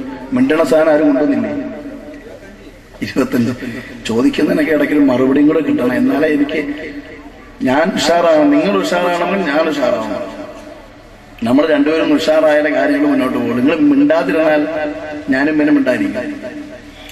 25ാമത്തെ വയസ്സിൽ അള്ളാന്റെ പ്രവാചകൻ കല്യാണം കഴിക്കുമ്പോ സഹധർമ്മിണിയായി കടന്നു വന്ന ഖദീജക്ക് എത്ര വയസ്സാണ്? 40 വയസ്സാണ്. 40 വയസ്സ്. 15 വയസ്സ് മൂപ്പാണ്. 15 വയസ്സ് മൂത്തതാണ്. എന്റെ സഹോദരങ്ങളെ, എന്തുകൊണ്ടാണ് അള്ളാന്റെ റസൂല് 11 കിട്ടിയെന്ന് പറഞ്ഞ് പ്രവാചകന്റെ മെക്കെട്ട് കയറാൻ ശ്രമിക്കുന്നവർ ഒരു കാര്യം തിരിച്ചറിയട്ടെ. സുമുഖനും സുന്ദരനുമായ നബി തങ്ങൾ സല്ലല്ലാഹു അലൈഹി വസല്ലം തന്റെ ആർജവം തുളുമ്പുന്ന കാലത്ത്, തന്റെ സൗന്ദര്യം തുളുമ്പി നിൽക്കുന്ന സമയത്ത് പുണ്യ നബിയുടെ മുമ്പിൽ മക്ക ഖുറൈശികളിലെ പ്രമുഖരായ പല ഗോത്രങ്ങളിലുമുള്ള പെൺകുട്ടികൾ റസൂലുള്ളാഹിന്റെ മുമ്പിൽ കല്യാണത്തിന് വേണ്ടി തയ്യാറായി നിൽക്കുകയായിരുന്നു, കുടുംബവും. പക്ഷെ പ്രവാചകൻ സ്വീകരിച്ചതാരെ?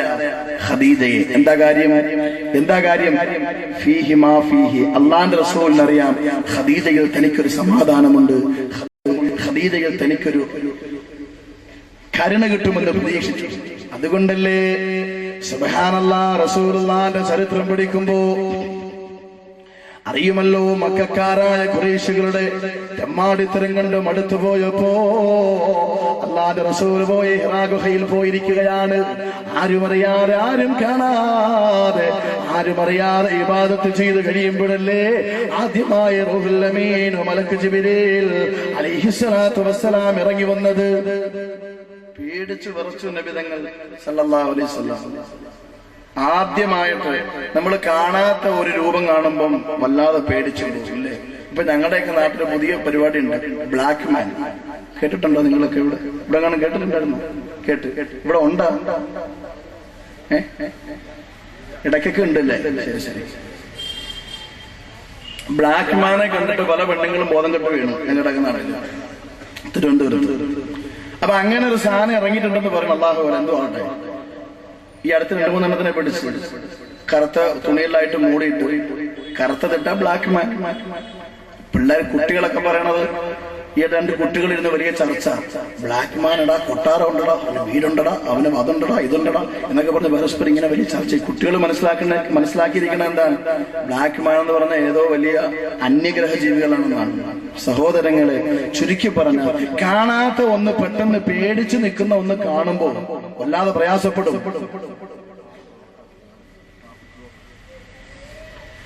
സഹോദരങ്ങളെ, KL 58E3020 ഒരു വണ്ടി റോഡിൽ ബ്ലോക്കായി കിടക്കുന്നു. അത് ആരുടെ ആണെങ്കിലും ഒന്ന് എടുത്ത് മാറ്റി കൊടുക്കണമെന്ന് അറിയിച്ചിട്ടുണ്ട്. ഒന്ന് ഒതുക്കിയിട്ടാൽ നന്നായിരിക്കും.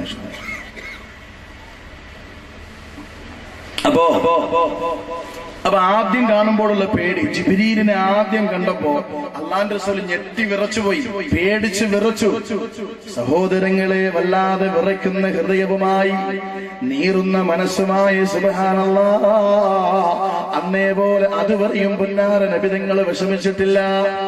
ആ പ്രയാസങ്ങളും പേര് നീറുന്ന ഹൃദയത്തോടെ ഓടിപ്പോയത് എങ്ങോട്ടാ? ഉമ്മയുടെ മടിത്തട്ടിലേക്കല്ലല്ലോ, ഉമ്മാന്റെ കുടുംബത്തിലേക്കല്ലല്ലോ, ഉപ്പയുടെ ആളുകളുടെ മുമ്പിലേക്കല്ലല്ലോ. അല്ലാഹുവിന്റെ റസൂൽ പോയത് എവിടേക്കാ സഹോദരങ്ങളെ? ഖദീജയുടെ മുമ്പിലേക്കാണ്. പറഞ്ഞല്ലോ, സമ്മിലൂനി യാ ഖദീജ, ഖദീജ എന്നെ ഒന്ന് പുതപ്പിട്ട് മൂടുമോ, ഖദീജ എന്നെ ഒന്ന് പുതപ്പിട്ട് മൂടുമോ. ഖദീജ റളിയല്ലാഹു തആല അൻഹാ ഉമ്മുൽ മുഅ്മിനീൻ തന്റെ പ്രിയപ്പെട്ട ഭർത്താവിനെ കട്ടിലിൽ കൊണ്ടുപോയി കിടത്തുകയാണ്, പുതപ്പിട്ട് മൂടിക്കൊടുത്തു. എന്നിട്ട് ഖദീജ തന്റെ കൈവിരലുകൾ കൊണ്ട് അല്ലാഹുവിന്റെ റസൂലിന്റെ മുടികൾക്കിടയിലൂടെ ആ നബുവത്തിന്റെ വഹി ഏറ്റെടുത്ത തലയിലൂടെ തടകിക്കൊണ്ട് പറയുന്നു, യാ റസൂലല്ലാഹ്, അങ്ങ് വിഷമിക്കണ്ട നബിയേ, അങ്ങ് പ്രയാസപ്പെടേണ്ട നബിയേ, അല്ലാഹു അങ്ങയെ കൈവിടൂല നബിയേ. അങ്ങ് എന്തിനാ ദുഃഖിക്കുന്നത്? അങ്ങ് കുടുംബ ബന്ധം ചേർക്കുന്നവനാണ്, അങ്ങ് അനാഥകളോട് കരുണ കാണിക്കുന്നവനാണ്, അങ്ങ് മക്കളോട് ബന്ധമുള്ളവനാണ്, കാരുണ്യമുള്ളവനാണ്, സ്നേഹമുള്ളവനാണ്. അങ്ങയെ അല്ലാഹു കൈവിടൂല നബിയേ എന്ന് പറഞ്ഞ് പ്രവാചകനെ സമാശ്വസിപ്പിക്കുകയാ. എന്റെ സഹോദരങ്ങളെ, ഒരു ഉദാഹരണമാണിത്. മനുഷ്യന് പ്രയാസം വരുമ്പോ, മനുഷ്യന് ദുഃഖം വരുമ്പോ, സങ്കടങ്ങളുമായി വീട്ടിലേക്ക് കടന്നു വരുമ്പോ മനസ്സിന് സമാധാനം തരേണ്ടതാണ് ഭാര്യ. അത് കഴിയുന്നില്ലയോ? അങ്ങനെ സമാധാനം തരാൻ പൊന്നുമോനെ നിന്റെ ഭാര്യയ്ക്ക് കഴിയുന്നില്ലയോ? അവൾ നല്ലവളല്ല, നല്ലവളല്ല എന്ന് നബി മുഹമ്മദ് മുസ്തഫ അല്ലാഹുവിന്റെ റസൂൽ പറഞ്ഞല്ലോ, മുസ്തഫാദൽ മുഅ്മിന ബഅദ തഖ്വല്ലാഹി ഖൈറൻ ലഹു മിൻ സൗജത്തിൻ സാലിഹാ. ഒരു സത്യവിശ്വാസിക്ക് തന്റെ തഖ്വ കഴിഞ്ഞാൽ, ഇബാദത്ത് കഴിഞ്ഞാൽ, ഈമാൻ കഴിഞ്ഞാൽ അവന്റെ ഏറ്റവും വലിയ ഭാഗ്യം എന്തെന്നറിയോ? സൗജത്തുൻ സാലിഹാ, ഒരു നല്ല ഭാര്യയാണെന്ന് നബി മുഹമ്മദ് മുസ്തഫ. ഇബാദത്ത് ചെയ്യാനുള്ള അവസരം കഴിഞ്ഞാൽ ഒരു മനുഷ്യന്റെ ഏറ്റവും വലിയ ഭാഗ്യം ഒരു സ്വാലിഹത്തായ ഭാര്യയെ കിട്ടലാണ്. എന്താ സ്വാലിഹത്തായ ഭാര്യയുടെ അടയാളം? നമ്മൾ ഈ ചില ആളുകളൊക്കെ പറയാറുണ്ട്, നല്ല കൊച്ചാവസ്ഥ, തങ്കപ്പെട്ടൊരു കൊച്ചാണ്, 5 നേരം നിസ്കരിക്കും, നോമ്പും പിടിക്കും, സക്കാത്തും കൊടുക്കും, ഖുർആനോദലോട് ഓതല, റോഡിൽ കൂടെ നടന്നാൽ കുനിഞ്ഞേ പോകും, ഫുൾ കയ്യേ ഇടും. ഇങ്ങനെ കുറെ മദ്ഹുകൾ പറയാറുണ്ട്. എന്റെ സഹോദരങ്ങളെ, കുടുംബജീവിതത്തിലെ സ്വാലിഹത്തായ പെണ്ണ് ആരാണ്? നിസ്കാരമുള്ളവളല്ല. എന്റെ ഈ നിറഞ്ഞു കവിഞ്ഞ സദസ് മനസ്സിൽ എന്നെന്നും സൂക്ഷിച്ചു വെക്കുക. മക്കളെ കെട്ടിക്കാനുള്ളവരും കെട്ടാൻ കാത്തിരിക്കുന്നവരും കാതോർത്തു വെക്കുക. വിവാഹ ജീവിതത്തിലെ സ്വാലിഹത്തായ പെണ്ണു എന്ന് പറയുന്നത് നിസ്കാരവും നോമ്പുമുള്ളവളല്ല. പിന്നെയോ നമസ്കാരമുള്ളവളല്ല, നോമ്പ് പിടിക്കുന്നവളല്ല, ഹജ്ജ് ചെയ്തവളല്ല, തലമറച്ചുകൊണ്ട് ശരീരം മറച്ചുകൊണ്ട് പടച്ചോനെ തൃപ്തിപ്പെട്ട് ജീവിക്കുന്നവളല്ല. പിന്നെ ആരാ? അല്ലാഹുവിന്റെ റസൂല് പറയട്ടെ, 4 സ്വഭാവ ഗുണങ്ങളുള്ള പെണ്ണാണ്. ആ പെണ്ണിനെ നീ കല്യാണം കഴിച്ചോ, ജീവിതത്തിൽ ബറക്കത്തുണ്ടടാ എന്ന് നബി മുഹമ്മദ് മുസ്തഫ. സാലിഹത്തായ ഭാര്യയുടെ ഒന്നാമത്തെ അടയാളം എന്തെന്നറിയോ?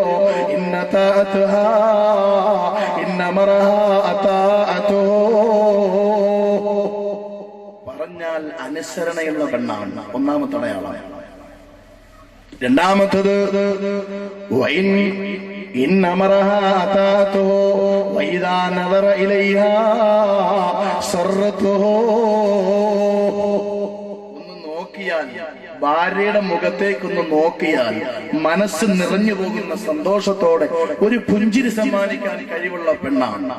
മൂന്നാമത്തത് ഇന്ന ഖസമ അലൈഹാ അബറതുഹു. റസൂല് പഠിപ്പിക്കുകയാണ്, എന്തെങ്കിലും ഒരു സാധനം ഭർത്താവ് കൊണ്ടുവന്ന് ഭാര്യയ്ക്ക് കൊടുത്താ അതിന്റെ കുറ്റവും കുറവും കണ്ടുപിടിക്കാതെ അതൊരു ഗുണമായി കാണുന്ന ഭാര്യയാണ്. ഭർത്താവ് കൊണ്ടുകൊടുക്കുന്ന സാധനങ്ങൾ സന്തോഷത്തോടെ സ്വീകരിക്കുന്ന പെണ്ണാണ്. നാലാമത്തെ വിഷയം എന്താ?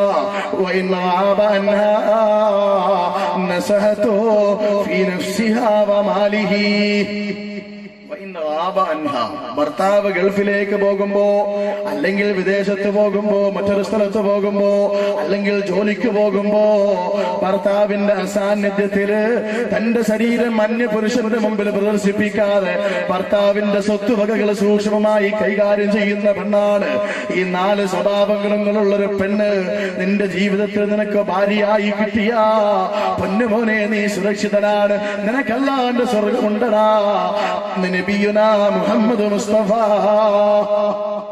ഖദീജ റളിയല്ലാഹു തആല അൻഹ 25 വയസ്സുള്ള നബിതങ്ങൾ കെട്ടാൻ കാരണം അതായിരുന്നു. അന്ന് ഖദീജ 2 പ്രാവശ്യം വിവാഹം ചെയ്ത് ഒഴിയപ്പെട്ട പെണ്ണാണ്. എന്ന് പറഞ്ഞാൽ ആദ്യം ഒരു മനുഷ്യ വിവാഹം കഴിച്ചു, അദ്ദേഹം മരിച്ചുപോയി, അതിൽ മക്കളുണ്ട്. അതിനുശേഷം വേറൊരാൾ വിവാഹം കഴിച്ചു, അദ്ദേഹവും മരിച്ചു, അതിലും മക്കളുണ്ട്. പിന്നീട് 3ാമനാണ് ഖദീജയുടെ മനസ്സിലേക്ക് അല്ലാഹുവിന്റെ റസൂൽ കടന്നു വരുന്നത്. എന്തൊരു സ്നേഹമാണ് ഖദീജ കൊടുത്തത്. അവരുടെ സ്നേഹത്തെ പറ്റി മനസ്സിലാക്കണമെങ്കിൽ സഹോദരങ്ങളെ, പുണ്യ നബിയുടെ ജീവിതത്തിലെ ഏക കന്യകയായ ഭാര്യ ആയിഷ മാത്രമായിരുന്നു. എല്ലാവർക്കും അറിയുമല്ലോ, ഈ ലോകത്തിന്, മുസ്ലിം ലോകത്തിന് ആയിഷയെ മറക്കാൻ പറ്റൂല. കാരണം കുടുംബജീവിതത്തിന്റെ മഹിതമായ മാതൃക നമുക്ക് പ്രവാചകന്റെ ജീവിതത്തിൽ നിന്ന് കാട്ടിത്തന്നത് ആയിഷ ബീവിയാണ് പറഞ്ഞു തന്നത്. ആ ആയിഷ എപ്പോഴും റസൂലുള്ളാഹി തങ്ങൾ ഒരുപാട് ഇഷ്ടപ്പെട്ടു. ഓരോ ദിവസവും ഓരോ ഭാര്യമാരുടെ വീട്ടിലാണ് അല്ലാഹുവിന്റെ റസൂൽ താമസിക്കുന്നത്. ഒരു ദിവസം ആയിഷയുടെ വീട്ടിൽ, അന്ന് ആയിഷാന്റെ വീട്ടിലാണ് താമസിക്കേണ്ടത്. അവിടെ വന്നപ്പോ ഇങ്ങനെ ആയിഷ ബീവിയോടും മറ്റു ഭാര്യമാരോടും ഖദീജ മരിച്ചു എന്നാലും അല്ലാഹുവിന്റെ റസൂൽ എപ്പോഴും പറയും, എന്റെ ഖദീജ, എന്റെ ഖദീജ. ഖദീജയുടെ സേവനങ്ങൾ, ഖദീജയുടെ മഹത്വങ്ങൾ, ഖദീജയുടെ നിസ്തുലമായ സ്വഭാവ മഹിമകൾ അതിങ്ങനെ പറഞ്ഞുകൊണ്ടേയിരിക്കും. ഒരു പ്രാവശ്യം അറിയാതെ സ്നേഹത്തിന്റെ സ്വാർത്ഥത കൊണ്ട് എനിക്കെന്റെ നബിതങ്ങൾ എനിക്ക് മാത്രമാണെന്നുള്ള ചിന്ത കൊണ്ട് ആയിഷ പറഞ്ഞുപോയി, അല്ലാഹുവിന്റെ റസൂലേ, ഇനിയും ആ കിളവിയെ ഓർത്തുകൊണ്ടിരിക്കുകയാണോ? മരിച്ചുപോയല്ലോ നബിയെ, ചുടുചുറുക്കുള്ള ഞങ്ങൾ അങ്ങയുടെ കൂടെയുള്ളപ്പോ ആ പല്ലുപോയ മോണയെല്ലാം മുട്ടിപ്പോയ കിളവിയായ ഖദീജയെ ഇനിയും അങ്ങ് എന്തിനാണ് ഓർത്തിരിക്കുന്നത് നബിയെ? ഇത് പറഞ്ഞപ്പോ ആയിഷാന്റെ നാവിൻ തുമ്പിൽ നിന്ന് ഈ വാക്കിങ്ങോട്ട് പുറത്തേക്ക് വന്നപ്പോ അല്ലാഹുവിന്റെ റസൂലിന്റെ മുഖം ദേഷ്യം കൊണ്ട് ചുവന്നു തുടുക്കുകയാണ്. അല്ലാഹുവിന്റെ റസൂൽ അതാ ആയിഷാന്റെ വീട്ടിൽ നിന്ന് ദേഷ്യം കൊണ്ട്, പ്രതിഷേധം കൊണ്ട് ഇറങ്ങി നടക്കുകയാണ്. ആയിഷ പുറകെ പോയിട്ട് കയ്യിൽ പിടിച്ചോ, യാ റസൂലല്ലാഹ്, മാപ്പാക്കണേ നബിയേ, മാപ്പാക്കണേ നബിയേ. വൈകാരികമായി അങ്ങ് എനിക്ക് മാത്രമാണെന്നുള്ള ചിന്ത കടന്നു വന്നപ്പോ അറിയാതെ പറഞ്ഞു പോയതാണ് നബിയെ, അതുകൊണ്ട് മാപ്പാക്കണേ നബിയേ. അല്ലാഹുവിന്റെ റസൂൽ ആയിഷ ബീവിക്ക് ഒരു പുഞ്ചിരി സമ്മാനിച്ചു ആ സമയത്ത് എന്ന് ചരിത്രത്തിൽ നിന്ന് മനസ്സിലാക്കാം. സഹോദരങ്ങളെ, എന്തുകൊണ്ടാണ് ഇത്രത്തോളം ഖദീജയെ സ്നേഹിച്ചത്? ഖദീജ തന്റെ ഭർത്താവിന് ചെയ്ത സേവനം എത്രയെന്നറിയുമോ? ഒരു പെണ്ണിന് അതിനുള്ള മനസ്സല്ല കൊടുത്തിട്ടുണ്ട്. പക്ഷെ പെണ്ണുങ്ങൾ ഉപയോഗപ്പെടുത്തണമെന്നേ ഉള്ളൂ. എല്ലാ സ്ഥലത്ത് ചെന്നാലും പ്രശ്നങ്ങളാണ്. ഏത് സ്ഥലത്ത് ചെന്നാലും പ്രശ്നങ്ങളാണ്. മൈക്ക് വേറെ ഉണ്ടോന്ന് ചോദിച്ചു. മൈക്രോഫോൺ വേറെ ഉണ്ടോ? ഇതിന്റെ തൊണ്ട പിടിക്കുന്ന വേറെ നടത്തി.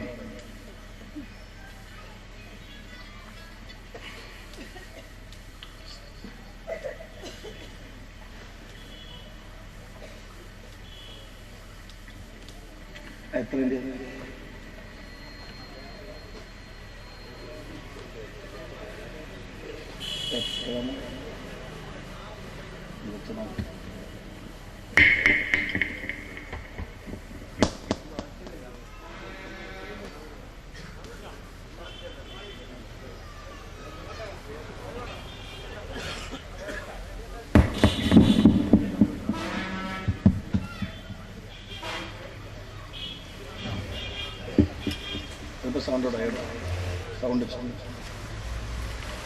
ഖദീജ ഇത്രത്തോളം മനസ്സിന്റെ തേട്ടമായി മാറാൻ കാരണം എന്തായിരുന്നു? ഒറ്റ കാര്യം ചിന്തിച്ചാൽ മതി സഹോദരങ്ങളെ. നിങ്ങൾ ഹിറാ ഗുഹയിൽ ഒന്ന് കയറണം. ആദ്യമായി ഖുർആൻ അവതരിച്ച ആ സ്ഥലമുണ്ടല്ലോ, ഹിറാ. ഈ വിനീതനായ ഞാൻ ഒരുപാട് കൊതിച്ചു ഒന്ന് ഹിറാ ഗുഹ കാണണമെന്ന്. ചെറുപ്പം മുതലേ മനസ്സിൽ കൊണ്ടു നടന്നൊരു ആഗ്രഹമായിരുന്നു. അള്ളാന്റെ തൗഫീഖ് കൊണ്ട് അവിടെ എത്തി. അങ്ങനെ ഹിറാ ഗുഹയിൽ കയറുകയാണ്. പകുതിയോളം എത്തി. അപ്പൊ താഴെ നിന്ന് കണ്ടു, മല കയറി കുറച്ചെത്തിയപ്പോഴാണ് അടുത്ത ഭാഗം കാണുന്നത്. അങ്ങനെ ഓരോ ഭാഗവും കയറി കയറി എന്തായാലും അതിന്റെ മുകളിലെത്തിയപ്പോ കൊളസ്ട്രോളും മുഴുവൻ ഒരുക്കി തീർന്നു. ചെയ്യാൻ പാടില്ലെങ്കിലും അവിടെ നിന്നോണ്ടൊരു പ്രതിജ്ഞ എടുത്ത്, അല്ലാവേ ഇനി മേലെ ഇങ്ങോട്ട് വരൂലേ പടച്ചോനെന്ന്. കാരണം അത്ര ബുദ്ധിമുട്ടല്ലേ.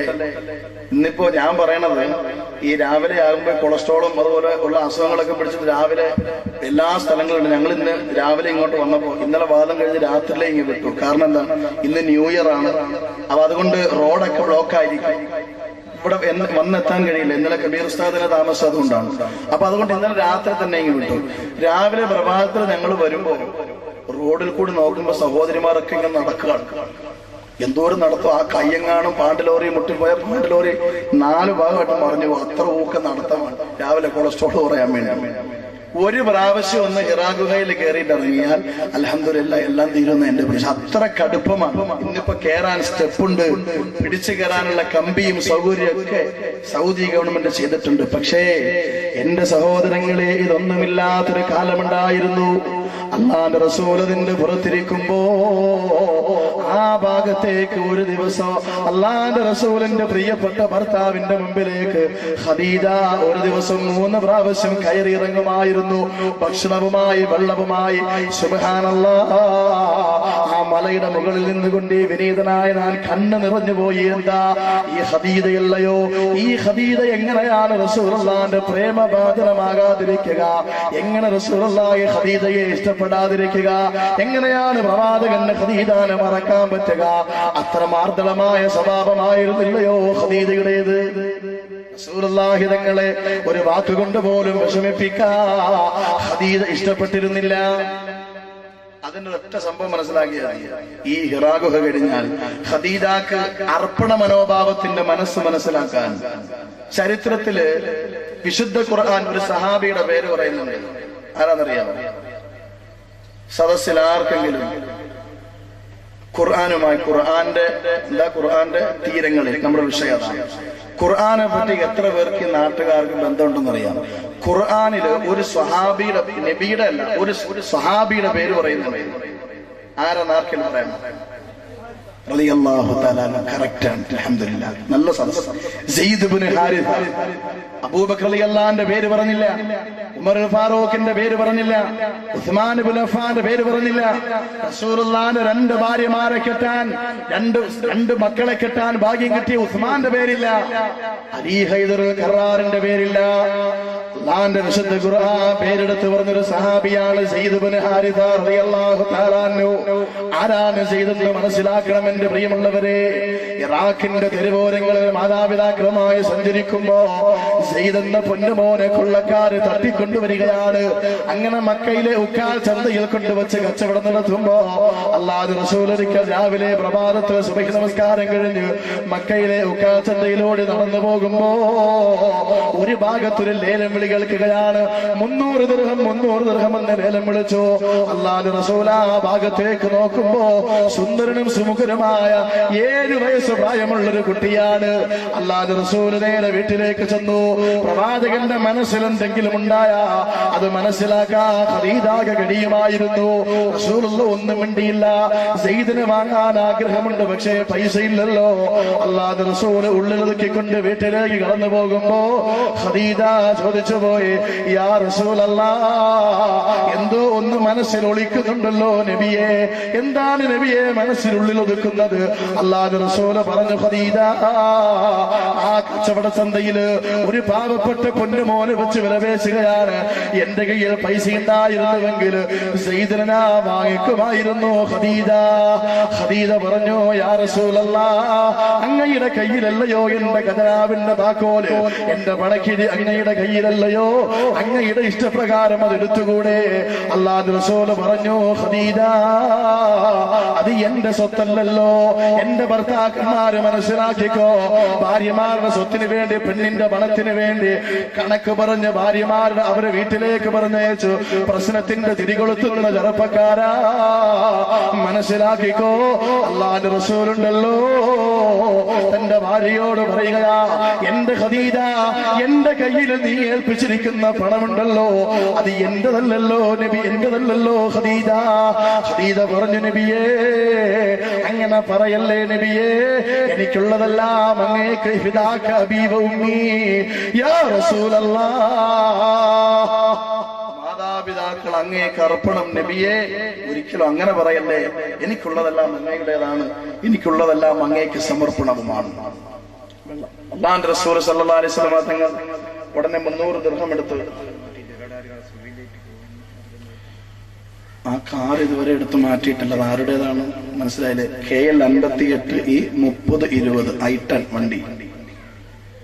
ഏതോ സുഖമില്ലാത്ത ആളുമായി വന്ന് ഹോസ്പിറ്റലിലോ മറ്റോ പോകാനുള്ളതാണ്, പോകാൻ കഴിയാതെ വിഷമിക്കുന്നു, ഒന്നെടുത്ത് മാറ്റി കൊടുക്കുന്നു പെട്ടെന്ന്. സഹോദരങ്ങളെ, അങ്ങനെ സെയ്ദിനെ അല്ലാഹുവിന്റെ റസൂൽ വാങ്ങി, 300 ദിർഹം കൊടുത്ത് വാങ്ങി, വീട്ടിൽ കൊണ്ടുപോയി. നോക്കുമ്പോ നല്ല സുന്ദരനും സുമുഖരുമായ ഒരു കുട്ടി പ്രവാചകന്റെ മടിത്തട്ടിൽ സെയ്ദ് ഇബ്നു ഹാരിസ വളരുകയാണ്. വാപ്പയും ഉമ്മയും നാട്ടിൽ മകനെ കാണാതെ വിഷമിച്ച് കണ്ണുനീരൊലിപ്പിച്ച് ഭക്ഷണം കഴിക്കാതെ വെള്ളം കുടിക്കാതെ സങ്കടക്കടലിൽ നീന്തി തുടിക്കുമ്പോ സെയ്ദ് എന്ന പൊന്നുമോൻ പ്രിയപ്പെട്ട നബിയുടെ അടിമയായി കഴിയുകയാണ്. അല്ലാഹുവിന്റെ റസൂൽ കുറച്ചു ദിവസം കഴിഞ്ഞപ്പോ ഖദീജയെ വിളിച്ചിട്ട് പറഞ്ഞു, ഖദീജ, എനിക്കൊരാഗ്രഹമുണ്ട്. ഈ സെയ്ദിനെ വാങ്ങിച്ച 300 ദിർഹം അത് എന്റെ പൈസയായിരുന്നെങ്കിൽ ഞാൻ ഈ സെയ്ദിനെ അങ്ങ് മോചിപ്പിക്കുമായിരുന്നു. ഇവനെ എന്തിനാ അടിമയായിട്ട് വെക്കുന്നത്? ഞാൻ മോചിപ്പിക്കുമായിരുന്നു. ഇത് കേൾക്കുമ്പോ ഖദീജ പൊട്ടിത്തെറിക്കുകയാണ്. നോക്കണേ ഉമ്മമാരെ, ഖദീജ പ്രവാചകനെ കെട്ടിപ്പുണർന്നുകൊണ്ട് പറയുന്നു, യാ റസൂലല്ലാഹ്, അങ്ങനെ പറയല്ലേ നബിയേ, ഈ ഹൃദയത്തിലേക്ക് ഇനിയും കഠാര കുത്തിയിറക്കല്ലേ നബിയേ, അങ്ങനോട് അങ്ങയുടേത് എന്റേത് എന്ന് പറഞ്ഞു വേർതിരിക്കല്ലേ നബിയേ. അങ്ങനെ അല്ലാഹുവിന്റെ റസൂൽ സെയ്ദിനെ മോചിപ്പിക്കുകയാണ്. സഹോദരങ്ങളെ, സെയ്ദ് ഖുർആനിൽ പേരെടുത്തു വരാനുള്ള കാരണം എന്തെന്നറിയോ? അത് വിഷയമല്ലെങ്കിൽ ഞാൻ അതുകൂടി പറഞ്ഞു പോവുകയാണ്. കുറച്ചു ദിവസം കഴിഞ്ഞപ്പോ ഈ സെയ്ദിന്റെ നാട്ടിൽ നിന്ന് കുറച്ച് ആളുകൾ ഉംറയ്ക്ക് വന്നു മക്കയിൽ. നോക്കുമ്പോ സെയ്ദ് എന്ന പൊന്നുമോൻ പ്രവാചകന്റെ അടിമയാണ്. അവര് നേരെ നാട്ടിൽ ചെന്നിട്ട് സെയ്ദ് ഹാരിസയോട് പറഞ്ഞു, ഹാരിസ, വിഷമിക്കണ്ട, നിന്റെ മകൻ സെയ്ദ് മക്കയിൽ മുഹമ്മദിന്റെ അടിമയാണ്, സന്തോഷമായിട്ട് കഴിയുന്നു, ചെന്നാൽ നിനക്ക് കൂട്ടിക്കൊണ്ടുവരാം. കേട്ട പാതി കേൾക്കാത്ത പാതി ആ പിതാവ് ഹാരിസയും ഹാരിസയുടെ സഹോദരനും കൂടി നേരെ മക്കയിലേക്ക് വന്നു. പുണ്യ നബിയോട് വന്നിട്ട് ചോദിച്ചു, 2 വർഷമായി സെയ്ദ് വന്നിട്ട് ചോദിച്ചു, മുഹമ്മദേ സല്ലല്ലാഹു അലൈഹി വസല്ലം, ഇവൻ ഞങ്ങളുടെ മകനാണ്, ഇവൻ എന്റെ മകനാണ്, അതുകൊണ്ട് എന്റെ പൊന്നുമോനെ കൊണ്ടുപോകാൻ എന്നെ അനുവദിക്കണേ മുഹമ്മദേ. അവനെ കാണാതെ അവന്റെ ഉമ്മ തളർന്നു കിടക്കുകയാണ്. ഭക്ഷണം കഴിക്കാതെ വെള്ളം പോലും കുടിക്കാതെ കരഞ്ഞു കലങ്ങിയ കണ്ണുമായി തളർന്നു കിടക്കുന്നു മുഹമ്മദേ. അതുകൊണ്ട് ഞങ്ങളുടെ പൊന്നുമോനെ സെയ്ദിനെ ഞങ്ങൾക്ക് തരണേ മുഹമ്മദേ. അല്ലാഹുവിന്റെ റസൂല് പൊന്നുമോനെ നോക്കി സെയ്ദിന്റെ മുഖത്തേക്ക് തന്റെ അടുത്ത് തന്റെ ചാരത്ത് ചേർന്നിരിക്കുന്ന സെയ്ദിന്റെ തലയിലേക്ക് കൈവച്ചുകൊണ്ട് അല്ലാഹുവിന്റെ റസൂല് ചോദിച്ചു, മോനെ സെയ്ദേ, ഹൽ തഅരിഫുഹുമാ,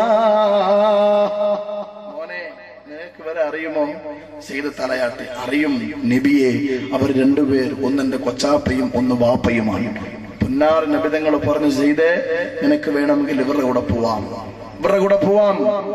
ആ പിതാവിനോട് റസൂലുള്ള പറഞ്ഞു, സെയ്ദ് തീരുമാനിക്കുന്നത് പോലെ തീരുമാനമെടുക്കട്ടെ. സെയ്ദ് വരികയാണെങ്കിൽ നിങ്ങൾ കൊണ്ടുപോയിക്കോ, നിർബന്ധിച്ചയക്കാൻ എന്നോട് പറയരുതേ, അതിന് എനിക്ക് കഴിയില്ല. അല്ലാഹുവിന്റെ റസൂല് സെയ്ദിനോട് തിരിഞ്ഞിട്ട് പറഞ്ഞു, മോനെ സെയ്ദേ, നിനക്ക് വേണമെങ്കിൽ നിനക്ക് പോകാം. സെയ്ദ് റളിയല്ലാഹു തആല അൻഹു അല്ലാഹുവിന്റെ റസൂലിനെ കെട്ടിപ്പിടിച്ചുകൊണ്ട് പറയുകയാണ്, യാ റസൂലല്ലാഹ്, അങ്ങനെ പറഞ്ഞേക്കല്ലേ നബിയേ, അങ്ങയുടെ മടിത്തട്ടാണ് എനിക്ക് ഏറ്റവും സുഖകരമായി തോന്നുന്നത്. എന്നിട്ട് പ്രിയപ്പെട്ട പിതാവിന്റെ മുഖത്ത് നോക്കിയിട്ട് സെയ്ദ് എന്ന 9 വയസ്സുകാരനായ പൊന്നുമോ പറയുന്നു, 7 വർഷക്കാലം എന്റെ ഉപ്പയും ഉമ്മയും എനിക്ക് തന്ന സ്നേഹമുണ്ടല്ലോ, ആ സ്നേഹം മുഴുവനും കൊണ്ടുപോയി ഒരു തട്ടിൽ വെച്ചാ എന്റെ ആത്മീയ പിതാവായ എന്റെ റസൂലുള്ള എനിക്ക് തന്ന സ്നേഹം മറ്റേ തട്ടിലും വെച്ചാ ആ തട്ടിന്റെ മുന്നിൽ എന്റെ മാതാപിതാക്കള് എനിക്ക് തന്ന സ്നേഹം എങ്ങും എത്തൂല. അതുകൊണ്ട് എന്റെ ഉമ്മയും എന്റെ ഉപ്പയും അല്ലാഹുവിന്റെ റസൂലാണ്. ഈ മടിത്തട്ട് വിടാൻ എനിക്ക് കഴിയില്ല വാപ്പാ. ഈ ഭൂമിയെ വിട്ടിട്ട് മടങ്ങി വരാൻ എന്നോട് പറയണ്ട, എനിക്ക് ഉമ്മയുമില്ല ഉപ്പയുമില്ല, എല്ലാം എന്റെ നബിതങ്ങളാണെന്ന് പറഞ്ഞു ആ മടിത്തട്ട് സ്വീകരിച്ചതിന്റെ പേരിലല്ലയോ അല്ലാഹുവിന്റെ വിശുദ്ധ ഖുർആൻ എന്ന് തുടങ്ങുന്ന ആയത്തിലൂടെ അല്ലാഹു സെയ്ദിന്റെ പേര് പറഞ്ഞത്. എന്റെ സഹോദരങ്ങളെ, ഞാൻ പറഞ്ഞു വന്ന വിഷയം എന്തെന്നറിയോ? ഖദീജയുടെ ഏറ്റവും വലിയ സമ്മാനമാണ് സെയ്ദ്. ആ സെയ്ദിനെ പോലും അല്ലാഹു തആല വിശുദ്ധ ഖുർആനിൽ ലോകാവസാനം വരെ ഓതാനും സ്മരിക്കാനുമുള്ള സ്മരണകളുടെ അയവിറക്കുന്ന രംഗമാക്കി മാറ്റിയെങ്കിൽ എന്റെ പ്രിയമുള്ള മുഅ്മിനേ, കുടുംബജീവിതത്തിൽ സമാധാനം വേണോ, നല്ല ഒരു ഭാര്യ കിട്ടണോ, ആ ഭാര്യയിലൂടെയാണ് നല്ലത് ചിന്തിക്കുക, നല്ലത് കടന്നു വരിക. വളർന്നു വരുന്നൊരു ജനറേഷൻ ഉണ്ടല്ലോ, വളർന്നു വരുന്നൊരു തലമുറയുണ്ടല്ലോ, ആ തലമുറയെ സന്മാർഗത്തിന്റെ പാത നയിക്കാ ഒരു പെണ്ണിനെ കഴിയൂ.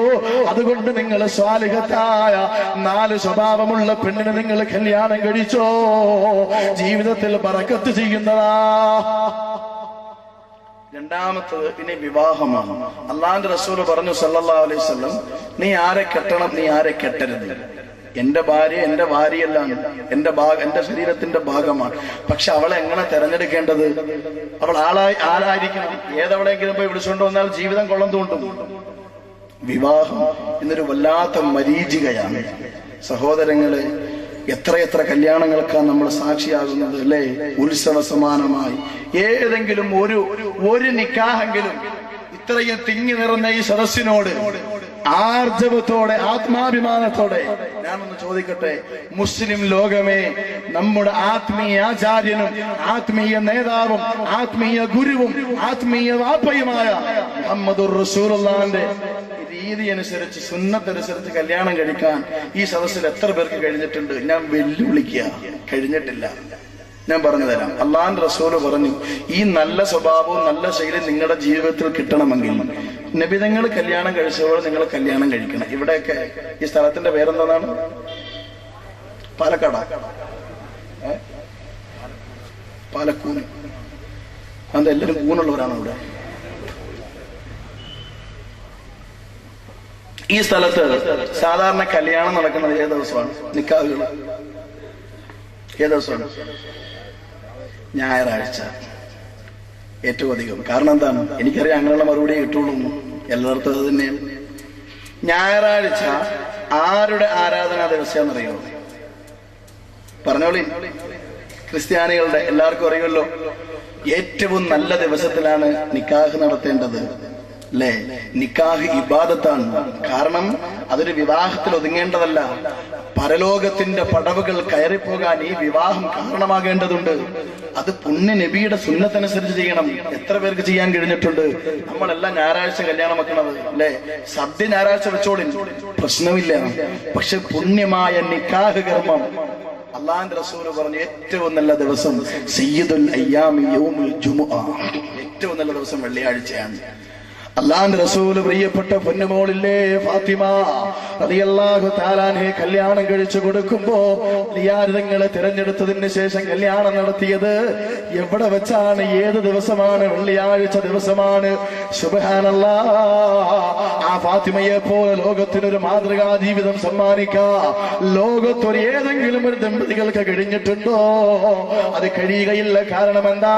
അല്ലാഹുവിന്റെ റസൂലിന്റെ മടിത്തട്ടിലാ ഫാത്തിമ വളർന്നത്. ഈ നാട്ടിൽ ഇത്രയും സഹോദരങ്ങൾ ഇരിപ്പുണ്ടല്ലോ. ഞായറാഴ്ച പോട്ടെ, വേറെ ദിവസങ്ങളിൽ നടക്കാറുണ്ട്. വെള്ളിയാഴ്ച ഒറ്റ നിക്കാഹ് നടന്നിട്ടുണ്ടോ? അവിടെ ആരെങ്കിലും ഉണ്ടെങ്കിൽ കൈവക്കെ ഉണ്ടാവൂല. കാരണം എന്താണ്? പുണ്യ നബിയുടെ ഒന്നാമത്തെ സുന്നത്ത് നമ്മൾ ചവച്ചരച്ച് തുപ്പിക്കളഞ്ഞു അല്ലേ? നമ്മളാണോ നബിയുടെ പ്രേമികൾ? നമ്മളാണോ പ്രവാചക സ്നേഹികൾ? എന്റെ സഹോദരങ്ങളെ, ഞാൻ കെട്ടിയത് വെള്ളിയാഴ്ചയാണ്. അവിടെ ധൈര്യമായിട്ട് എനിക്ക് പറയാം, എന്റെ കല്യാണം വെള്ളിയാഴ്ചയായിരുന്നു. ഒരു വെള്ളിയാഴ്ച സുബഹിക്ക് ശേഷമായിരുന്നു. അത് ചിലപ്പോ ചിലരെന്തെങ്കിലും ഉസ്താദ് ഇപ്പൊ ഇവിടെ ഒന്നല്ല പറയണത്, തലശ്ശേരിയില്. അത് തിരുവനന്തപുരത്ത് പറയത്തില്ലല്ലോ. ഉള്ളത് തന്നെയാ സഹോദരങ്ങളെ. വെള്ളിയാഴ്ചയായിരുന്നു എന്റെ നിക്കാഹ്, സുബഹിക്ക് ശേഷവുമായിരുന്നു. അല്ലാഹുവിന്റെ റസൂല് പറഞ്ഞു, അല്ലാഹുമ്മ ബാരിക് ഫീ ബുകൂരി ഉമ്മത്തി. എന്റെ സമൂഹം രാവിലെ ചെയ്യുന്ന കാര്യങ്ങളിൽ നീ ബറക്കത്ത് ചെയ്യണേ അല്ലാ. രാവിലെ ചെയ്യുന്ന കാര്യങ്ങളിൽ അല്ലാഹുവേ നീ ബറക്കത്ത് ചെയ്യണേ എന്ന് പറഞ്ഞാൽ വിവാഹം ഇബാദത്താണ്. അതെപ്പോ ചെയ്യണം? രാവിലെ നടത്തണം. ഇന്നിപ്പോ നിക്കാഹിന് നമ്മൾ പോസ്റ്റർ അടിക്കുമ്പോ, പോസ്റ്റർ അല്ലല്ലോ മറ്റേ സുനാന്തോന്റെ പേര് കുറി അടിക്കുമ്പോ അതിനകത്ത് നമ്മൾ സമയം വെക്കും. എന്താണ്? 12 മണിക്കും 12:30ക്കും ഇടയ്ക്ക് അല്ലേ? അങ്ങനല്ലേ? ഇവിടെ 2 റക്അത്ത് നമസ്കാരം പോലും ഹറാമായ സമയമാണത്. മനസ്സിലാക്കണം. 2 റക്അത്ത് നമസ്കാരം പോലും ഹറാമായ സമയത്ത് നിക്കാഹ് നടത്തുമ്പോ ഇങ്ങനെയാണ് സഹോദരങ്ങളെ അല്ലാഹുവിന്റെ ബറക്കത്ത് ഉണ്ടാവുക. എങ്ങനെയാണ് കുടുംബ ജീവിതത്തിൽ നല്ല കുസുമങ്ങൾ വിരിയുക? എന്റെ പ്രഭാഷണ ജീവിതത്തിൽ ഒരുപാട് സദസ്സുകളിൽ പോയിട്ടുണ്ട്. തിരുവനന്തപുരം മുതൽ കാസർഗോഡ് വരെ ഒരുപാട് സ്ഥലങ്ങളിൽ പ്രഭാഷണത്തിന് പോയിട്ടുണ്ട്. അനുഭവത്തിന്റെ വെളിച്ചത്തിൽ പറയട്ടെ, എവിടെ ചെന്നാലും പലരും പറയാറുണ്ട്, എന്റെ മക്കളെ കുറിച്ച് അല്ലാഹുവേ, എന്റെ വഴിതെറ്റിപ്പോകുന്ന മക്കളെ കുറിച്ച് അവലാതിപ്പെടുന്ന ഒരുപാട് ഉപ്പമാർ. സഹോദരങ്ങളെ, മക്കൾ വഴിതെറ്റാനുള്ള കാരണമെന്താ? ഭാര്യ തെമ്മാടിയായി പോകാനുള്ള കാരണമെന്താ? ഭർത്താവിനെ അനുസരിക്കാത്തവളായി പോകുന്നതിന്റെ കാരണമെന്താ? അല്ലാഹുവിന്റെ റസൂലിന്റെ തിരുസുന്നത്തിനെ പച്ചയായി ചവച്ചു തുപ്പിയില്ലേ ചെറുപ്പക്കാരാ? അതിന്റെ തിക്തഫലമാണ് ഇന്ന് ലോകം അനുഭവിച്ചു കൊണ്ടിരിക്കുന്നത്. അല്ലാഹു കാത്തുരക്ഷിക്കട്ടെ. അതുകൊണ്ട് വെള്ളിയാഴ്ച ദിവസം നിക്കാഹ് നടത്തിക്കോ, രാവിലെ നടത്തിക്കോ. പെണ്ണിന്റെ വീട്ടിലേക്ക് പോകാൻ 1/2 കിലോമീറ്റർ ഉണ്ടാവുള്ളൂ. എന്നാലും 11:30 വീട്ടിൽ നിന്ന് ഇറങ്ങും. എന്താ? ആ ഹറാമായ സമയത്ത് തന്നെ നിക്കാഹ് നടത്തണം. അതിനു വേണ്ടി അല്ലേ? മറ്റൊരു വിഷയമാണ്, അല്ലാഹുവിന്റെ റസൂല് പറഞ്ഞു, അഅ്ലമുൻ നിക്കാഹി ബറകാ ഐസറുഹാ മുനാ. ഏറ്റവും നല്ല നിക്കാഹ് ഏതെന്നറിയോ? ഏറ്റവും നല്ല ബറക്കത്തുള്ള നിക്കാഹ് ഏതെന്നറിയോ? അഅ്ലമുൻ നിക്കാഹി ബറകതൻ ഐസറുഹാ മുനാ. ഏറ്റവും ചെലവ് ചുരുങ്ങിയ വിവാഹമാണ്, ഏറ്റവും ചെലവ് ചുരുക്കിയ വിവാഹമാണ് അല്ലാഹു ഏറ്റവും കൂടുതൽ ബറക്കത്ത് ചെയ്യുന്നതെന്ന് ലോകത്തിന്റെ ഗുരുവേ നബി മുഹമ്മദ് മുസ്തഫ. ഏറ്റവും ബറക്കത്തുള്ള നിക്കാഹ്, ഏറ്റവും ലളിതമായ വിവാഹം എന്ന് പറഞ്ഞാൽ ഏതെങ്കിലും ശനിയാഴ്ച അസറിന് ശേഷം ഒരു നാരങ്ങ വെള്ളവും 2 മിഠായിയും ഒരു ലഡുവും കൊടുത്ത് കല്യാണം നടത്തണമെന്നാണോ? അത് ഇസ്ലാമിൽ സുന്നത്തെന്ന് പറയാൻ പറ്റൂല. മട്ടൺ തന്നെ കൊടുക്കാം, മട്ടണും ചിക്കനും ഒക്കെ കൊടുത്തോളി, അതിനൊന്നും ഇസ്ലാം എതിരില്ല. അല്ലാഹുവിന്റെ റസൂൽ കല്യാണം കഴിച്ചപ്പോഴെല്ലാം, ഫാത്തിമാനെ കെട്ടിച്ചപ്പോഴും അല്ലാതെയും ഒക്കെ ചെയ്തപ്പോഴെല്ലാം ആടിനെ തന്നെ അറുത്ത് കൊടുത്തത്. അതുകൊണ്ട് മട്ടൺ കൊടുത്ത സുന്നത്തുമാ ചെയ്തോളി. അവിടെയല്ല ചെലവ് ചുരുക്കേണ്ടത്. പിന്നെയോ എന്റെ സഹോദരങ്ങളെ, നമുക്കറിയുമല്ലോ, ഒരു കല്യാണം വരുമ്പോ സുബ്ഹാനല്ലാഹ് എത്ര ലക്ഷങ്ങളാണ് പൊടിപൊടിക്കുന്നത്, എത്ര ആയിരങ്ങളാണ് ചവച്ചു തുപ്പുന്നത്, എത്ര ലക്ഷങ്ങളുടെ ഭക്ഷണമാ കുഴിച്ചു മൂടുന്നത്. പ്രത്യേകിച്ച് തലശ്ശേരിക്കടുത്താണ് പ്രസംഗിക്കുന്നത്. ഏറ്റവും കൂടുതൽ ഭക്ഷണത്തിന്റെ ആർഭാടം നിറഞ്ഞ സ്ഥലമാണ് തലശ്ശേരിയും പരിസര പ്രദേശവും കണ്ണൂർ ജില്ലയോ. അല്ലാഹു അനുഗ്രഹിക്കട്ടെ, നിലനിർത്തട്ടെ. പക്ഷേ ഭക്ഷണം പാഴാക്കല്ലേ, ഭക്ഷണം കൊണ്ടുപോയി കുഴിച്ചു മൂടല്ലേ. ഒരു കല്യാണം കഴിയുമ്പോ എത്ര ടൺ ഭക്ഷണമാ കുഴിച്ചു മൂടുന്നത്. എന്റെ സഹോദരങ്ങളെ, ആത്മാർത്ഥമായി ഒന്ന് ചിന്തിച്ചു നോക്കിക്കോ. ആയിരക്കണക്കിന് ആളുകളെ കഴിക്കാൻ ഭക്ഷണമില്ലാതെ തെരുവുതണ്ടികളെ കണ്ടിട്ടില്ലേ?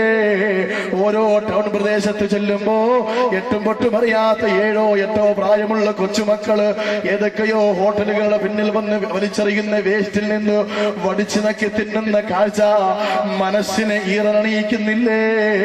അല്ലാഹനെ മറന്നുകൊണ്ടുള്ളൊരു ജീവിതം സഹോദരങ്ങളെ ചെയ്യല്ലേ. നിന്റെ മകളെ കെട്ടിക്കുമ്പോ അള്ളാഹു നിനക്ക് കുറച്ച് പണം തന്നിട്ടുണ്ട്, ഗൾഫിൽ പോയി കുറച്ച് തുട്ടുണ്ടാക്കാനുള്ള അവസരം തന്നിട്ടുണ്ട്, ബിസിനസ് ചെയ്ത് കുറച്ച് കാശ് ഉണ്ടാക്കാനുള്ള ഭാഗ്യം അള്ളാഹു തന്നു. പൊന്നുമോനെ, അതുകൊണ്ട് അള്ളാഹനെ വെല്ലുവിളിക്കല്ലേ. അള്ളാഹനോട് വെല്ലുവിളിയുടെ മനോഭാവം വേണ്ട. അല്ല പറയുന്നത് കണ്ടോ, ലൈൻ ശക്കറത്തും ലഅസീദന്നകോ, എന്നോട് നിങ്ങൾ നന്ദി രേഖപ്പെടുത്തിയ ഞാൻ നിങ്ങൾക്ക് വർദ്ധിപ്പിച്ചു തരാ. നന്ദി കേടാണ് കാണിക്കുന്നതെങ്കിൽ ഇന്നദാബി ലശദീദ്, എന്റെ ശിക്ഷ കടുപ്പമാണ്, എന്റെ ശിക്ഷ കടുപ്പമാണ്. സഹോദരങ്ങളെ, മദ്യം വിളമ്പാത്ത നിക്കാഹുകൾ ഇന്ന് എത്രയാ? സുഹൃത്തുക്കളെ സ്വീകരിക്കുന്നത് മദ്യം കൊണ്ടല്ലയോ? ഒന്നോർത്ത് നോക്കുക. ഇന്ന് നിങ്ങൾ ഇരിക്കുന്ന ഇതേ ദിവസത്തിൽ നിന്ന് 8 വർഷത്തിന്റെ പിന്നിലേക്ക് നിങ്ങളൊന്ന് മനസ്സുകൊണ്ട് കടന്നു വരുമോ? 2004 ഡിസംബർ 26-നും 30-നും ഇടയ്ക്ക് ലോകത്ത് മുഴുവനും കിടുകിടാ വിറപ്പിച്ച സംഭവമായിരുന്നല്ലോ സുനാമി. എത്ര ലക്ഷങ്ങളാ മരിച്ചു വീണത്, എത്ര ആയിരങ്ങളാ പൊലിഞ്ഞു പോയത്. എന്റെ സഹോദരങ്ങളെ, ചിന്തിച്ചു നോക്കുക. ആയിരക്കണക്കിന് ആളുകളെ മരിച്ചു വീണു സുനാമിയിൽ. മദ്യപിച്ച് മതോന്മത്തരായി മദിരാക്ഷിമാരുടെ മടിത്തട്ടിൽ മയങ്ങിപ്പോയ ചെറുപ്പക്കാർ അള്ളാന്റെ ശിക്ഷയ്ക്ക് മുമ്പിൽ പകച്ചു നിന്നുപോയി. ഒരു രക്ഷയുമില്ല. അള്ളാന്റെ ശിക്ഷ വന്നാൽ ആരെങ്കിലും അള്ളാഹു രക്ഷിക്കുമോ? അല്ല വിചാരിച്ചവരെ രക്ഷിക്കും. സുനാമി ഏറ്റവും കൂടുതൽ ആഞ്ഞടിച്ചത് എവിടെയാണ്? ഇന്തോനേഷ്യയിലാണ്. ഇന്തോനേഷ്യ മുസ്ലിം രാജ്യമാണ്, മുസ്ലിം രാജ്യമാണ് എന്ന് മാത്രവുമല്ല, ഇന്ന് ലോകത്ത് സൗദി ഗവൺമെന്റ് ഏറ്റവും കൂടുതൽ ഹജ്ജിന്റെ കോട്ട അനുവദിക്കുന്നത് ഇന്തോനേഷ്യക്കാർക്കാണ്. കാരണം ആനുപാതികമായി ഏറ്റവും കൂടുതൽ ആളുകളുള്ളത് ഇന്തോനേഷ്യയിലാണ്. മാത്രവുമല്ല, അതിന്റെ കാരണമുണ്ട്. അവിടെ ഒരു നിയമമുണ്ട്. എന്തെന്നറിയുമോ? ഒരു പെണ്ണിനെ ഒരു പുരുഷന് കെട്ടിച്ചു കൊടുക്കണമെങ്കിൽ, ഒരു പെണ്ണിനെ ഒരു പുരുഷനെ കെട്ടിച്ചു കൊടുക്കണമെങ്കിൽ ആ പുരുഷൻ ഹജ്ജ് ചെയ്തിരിക്കണം. ഇങ്ങനെ നിയമമുള്ള ഒരു രാഷ്ട്രമുണ്ടോ ലോകത്ത്? ഉണ്ടോ? സഹോദരങ്ങളെ, ആ രാജ്യത്തല്ലയോ ജക്കാർത്ത ജില്ലയിൽ സുമാത്ര എന്ന തീരപ്രദേശത്ത് അള്ളാഹുവിന്റെ ശിക്ഷ സുനാമിയായി മല പോലെ കടന്നു വന്ന തിരമാലകളിലൂടെ കടന്നു വരുമ്പോ എന്റെ സഹോദരങ്ങൾ ആലോചിച്ചു നോക്കുക. ലക്ഷങ്ങളുടെ മൃതദേഹങ്ങളാണ് ചവച്ചു തുപ്പിയത് അല്ലേ? 3-4 ദിവസങ്ങൾ കഴിഞ്ഞപ്പോ. എന്നിട്ടോ തീർന്നില്ല. ആ സഹോദരങ്ങളുടെ മയ്യത്തൊന്നെടുത്ത് കബറടക്കാൻ പോലും പറ്റാതെ വയറ് പൊട്ടി ചീഞ്ഞളിഞ്ഞു. ആ മൃതദേഹങ്ങൾക്കരികിലൂടെ വായു മൂക്കും പൊത്തിയിട്ട് സുരക്ഷാ പ്രവർത്തകർ നടന്നുപോയപ്പോ അള്ളാന്റെ വലിയൊരു ദൃഷ്ടാന്തം കണ്ടു. അതാണ് നമ്മുടെ ചർച്ചാ വിഷയം. എന്താണെന്നറിയോ? 4 ദിവസമായി സുനാമി കഴിഞ്ഞിട്ട് ആളുകൾ മരിച്ചു കിടക്കുന്നു, ദുർഗന്ധം വമിക്കുന്നു. കാക്കകൾക്ക് കൊത്തിവലിക്കാനും മൃഗങ്ങൾക്ക് വലിച്ചു കയറാനും മനുഷ്യ കബന്ധങ്ങൾ അല്ലാഹു വലിച്ചെറിഞ്ഞു കൊടുത്തു. ആ മൃതദേഹങ്ങൾക്കരികിലൂടെ സുരക്ഷാ പ്രവർത്തകരെ കടന്നുപോയപ്പോ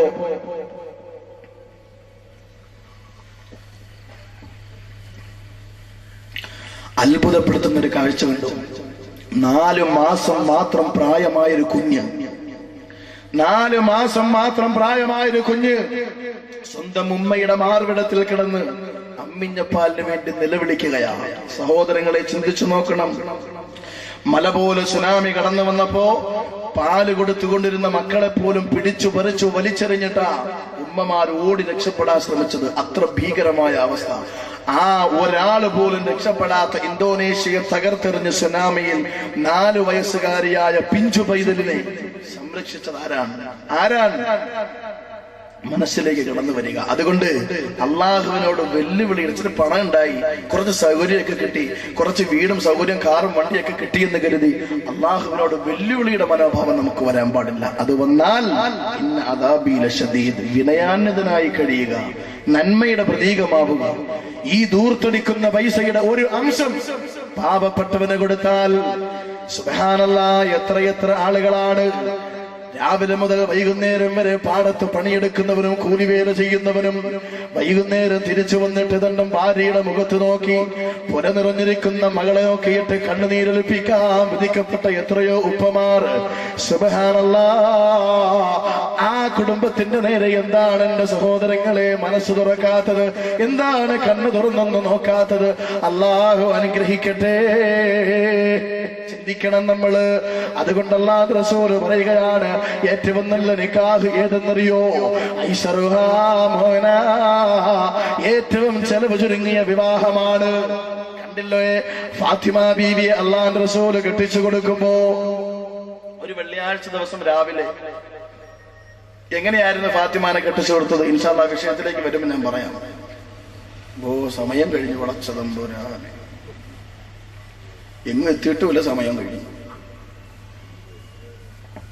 ഇൻഷാ അല്ലാഹ് സമയം തീരുന്നവരെ 9:30 മണിയായി. 9:30 വരെ പറയാം. പിന്നെ ഒരു 10 മിനിറ്റ് നമ്മുടെ ലിസ്റ്റൊക്കെ വായിച്ച് അതിനുശേഷം ദുആയും ചെയ്ത് പിരിയാം. പിന്നീട് ഒരിക്കൽ അള്ളാഹു അവസരം തന്നാൽ, ഇതിപ്പോ സഹോദരങ്ങളെ വളരെ അപ്രതീക്ഷിതമായിട്ടാണ് നിങ്ങളുടെ മുമ്പിൽ ഞാൻ എത്തുന്നത്. ഇന്ന് മറ്റൊരു സ്ഥലത്ത് പ്രസംഗിക്കേണ്ട ഞാൻ അള്ളാഹിന്റെ തീരുമാനപ്രകാരം എന്തോ ഒരു വല്ലാത്ത അത്ഭുതമാണ് എന്റെ സഹോദരങ്ങളുടെ മുമ്പിൽ ഇന്ന് ഞാൻ എത്തിപ്പെട്ടത്. ഇൻഷാ അല്ലാഹ് കഴിയുന്നിടത്തോളം പറയാം. അള്ളാഹു അനുഗ്രഹിക്കട്ടെ. ഒരു ദിവസം സുബഹി നിസ്കാരം കഴിഞ്ഞിട്ട് അലിയാർ തങ്ങളെ വിളിച്ചു. അല്ലാഹുവിന്റെ റസൂൽ അലിയെ വരിക. പള്ളിയിൽ വന്നു. അലിയാർ തങ്ങൾ പുതുമണവാളനായി ഒരുങ്ങി വന്നപ്പോ പ്രവാചകൻ സഹാബത്തിനോട് പറഞ്ഞു വിടുകയാണ്, സഹാബ അബൂബക്കർ, ഉമർ, ഉസ്മാൻ, തൽഹത്ത്, സുബൈർ, 5 പേരെ വിളിക്കുക. 5 സഹാബത്തിനെ വിളിച്ചു. ആ 5 പേരുടെ മുമ്പിൽ വെച്ച് അല്ലാഹുവിന്റെ റസൂൽ അതാ ഫാത്തിമാന്റെ കൈപിടിച്ച് അലിയാർ തങ്ങൾക്ക് വിവാഹം നടത്തി കൊടുക്കുകയാണ്. ഇസ്ലാമിലെ വിവാഹം ഇതേ ഉള്ളൂ, മറ്റൊരു വിവാഹവും ഇസ്ലാമിലില്ല. മൈലാഞ്ചി കല്യാണം ഇസ്ലാമിന് അന്യമാണ്. അനാവശ്യ പേക്കൂത്തുകൾ ഇസ്ലാമിന് അന്യമാണ്. അല്ലാഹുവിന്റെ റസൂലിന്റെ പേര് പറഞ്ഞിട്ട് അഭിമാനത്തോടെ നടക്കുന്ന മുസ്ലിമേ, വിവാഹവേദികൾ മലീമസമാക്കുമ്പോ ഒരു കാര്യം ചിന്തിച്ചോ, അല്ലാഹുവിന്റെ റസൂലിനെയാണ് നീ വികൃതമാക്കി ലോകത്തിന്റെ മുമ്പിൽ കാണിച്ചു കൊടുക്കുന്നത്. അന്യമതസ്ഥന്റെ ആവശ്യങ്ങളല്ലയോ നമുക്കിന്ന് പ്രധാനം? അന്യമതസ്ഥന്റെ ആചാരങ്ങളല്ലയോ ഇന്ന് നമ്മുടെ ആചാരങ്ങളായി കടന്നു വരുന്നത്? നാട്ടുപ്രമാണമനുസരിച്ച്, നാട്ടാചാരമനുസരിച്ച്, നാടിന്റെ രീതി അനുസരിച്ച് മകളെ കെട്ടിക്കുമ്പോ, കല്യാണം നടത്തുമ്പോ അല്ലാഹനെ മറന്നുപോയിട്ടുള്ള ജീവിതം മുന്നോട്ട് കൊണ്ടുപോകുന്ന മുസ്ലിമേ, ചിന്തിച്ചോ, അവസാനം എങ്ങനെയായിരിക്കും നിന്റെ ജീവിതത്തിന്റെ പര്യവസാനമെന്ന് ഒരു പിതാവിന്റെ കണ്ണുനീരിന്റെ മുന്നിൽ നിന്ന് മറഞ്ഞിട്ടില്ല. കോട്ടയം ജില്ലക്കാരനായ ഒരു സഹോദരനാണ്. സുബ്ഹാനല്ലാഹ്, ഒരേ ഒരു മകളേ ഉള്ളൂ. കൊടുത്ത സ്ത്രീധനത്തിന്റെ കണക്കറിയണോ? ഒരു കിലോ സ്വർണവോ, 1 കിലോ സ്വർണവും അന്ന് 1 ലാൻഡ് സർക്കാരോ, 10 ലക്ഷം രൂപ സ്ത്രീധനവോ, 2 ഏക്കർ റബ്ബർ തോട്ടവോ, അതിന് പുറമെ 1000 സമ്മാനങ്ങളും കൊടുത്തു ഒരേ ഒരു മകളെ കെട്ടിച്ചു വിടുമ്പോ ഉത്സവ സമാനമായ നാട്ടുകാരെ മുഴുവനും വിളിച്ചു എല്ലാവരുടെയും മുമ്പിൽ പൊങ്ങച്ചം നടിച്ച്, അഹംഭാവം നടിച്ച്, അഹങ്കാരം നടിച്ച് ആ മകളെ കെട്ടിച്ചു വിടുമ്പോ ആ പിതാവിന്റെ മനസ്സിൽ ഒരുപാട് സ്വപ്നങ്ങൾ ഉണ്ടായിരുന്നു. എവിടെയാ കല്യാണം കഴിച്ചു വിട്ടത്? തൃശ്ശൂർ ജില്ലയിലാണ്. കല്യാണം കഴിഞ്ഞ് ഏതാണ്ട് 4-5 മാസങ്ങൾ കഴിഞ്ഞപ്പോ ആ പൊന്നുമോടെ ശരീരം ചേതനയേറ്റ മൃതദേഹമല്ലയോ ആ പിതാവിന്റെ വീട്ടു മുമ്പിലേക്ക് കൊണ്ടുവന്ന് വെക്കേണ്ടി വന്നത്? കാരണം എന്താ? പണവും സ്വത്തുമെല്ലാം തീർന്നുപോയി.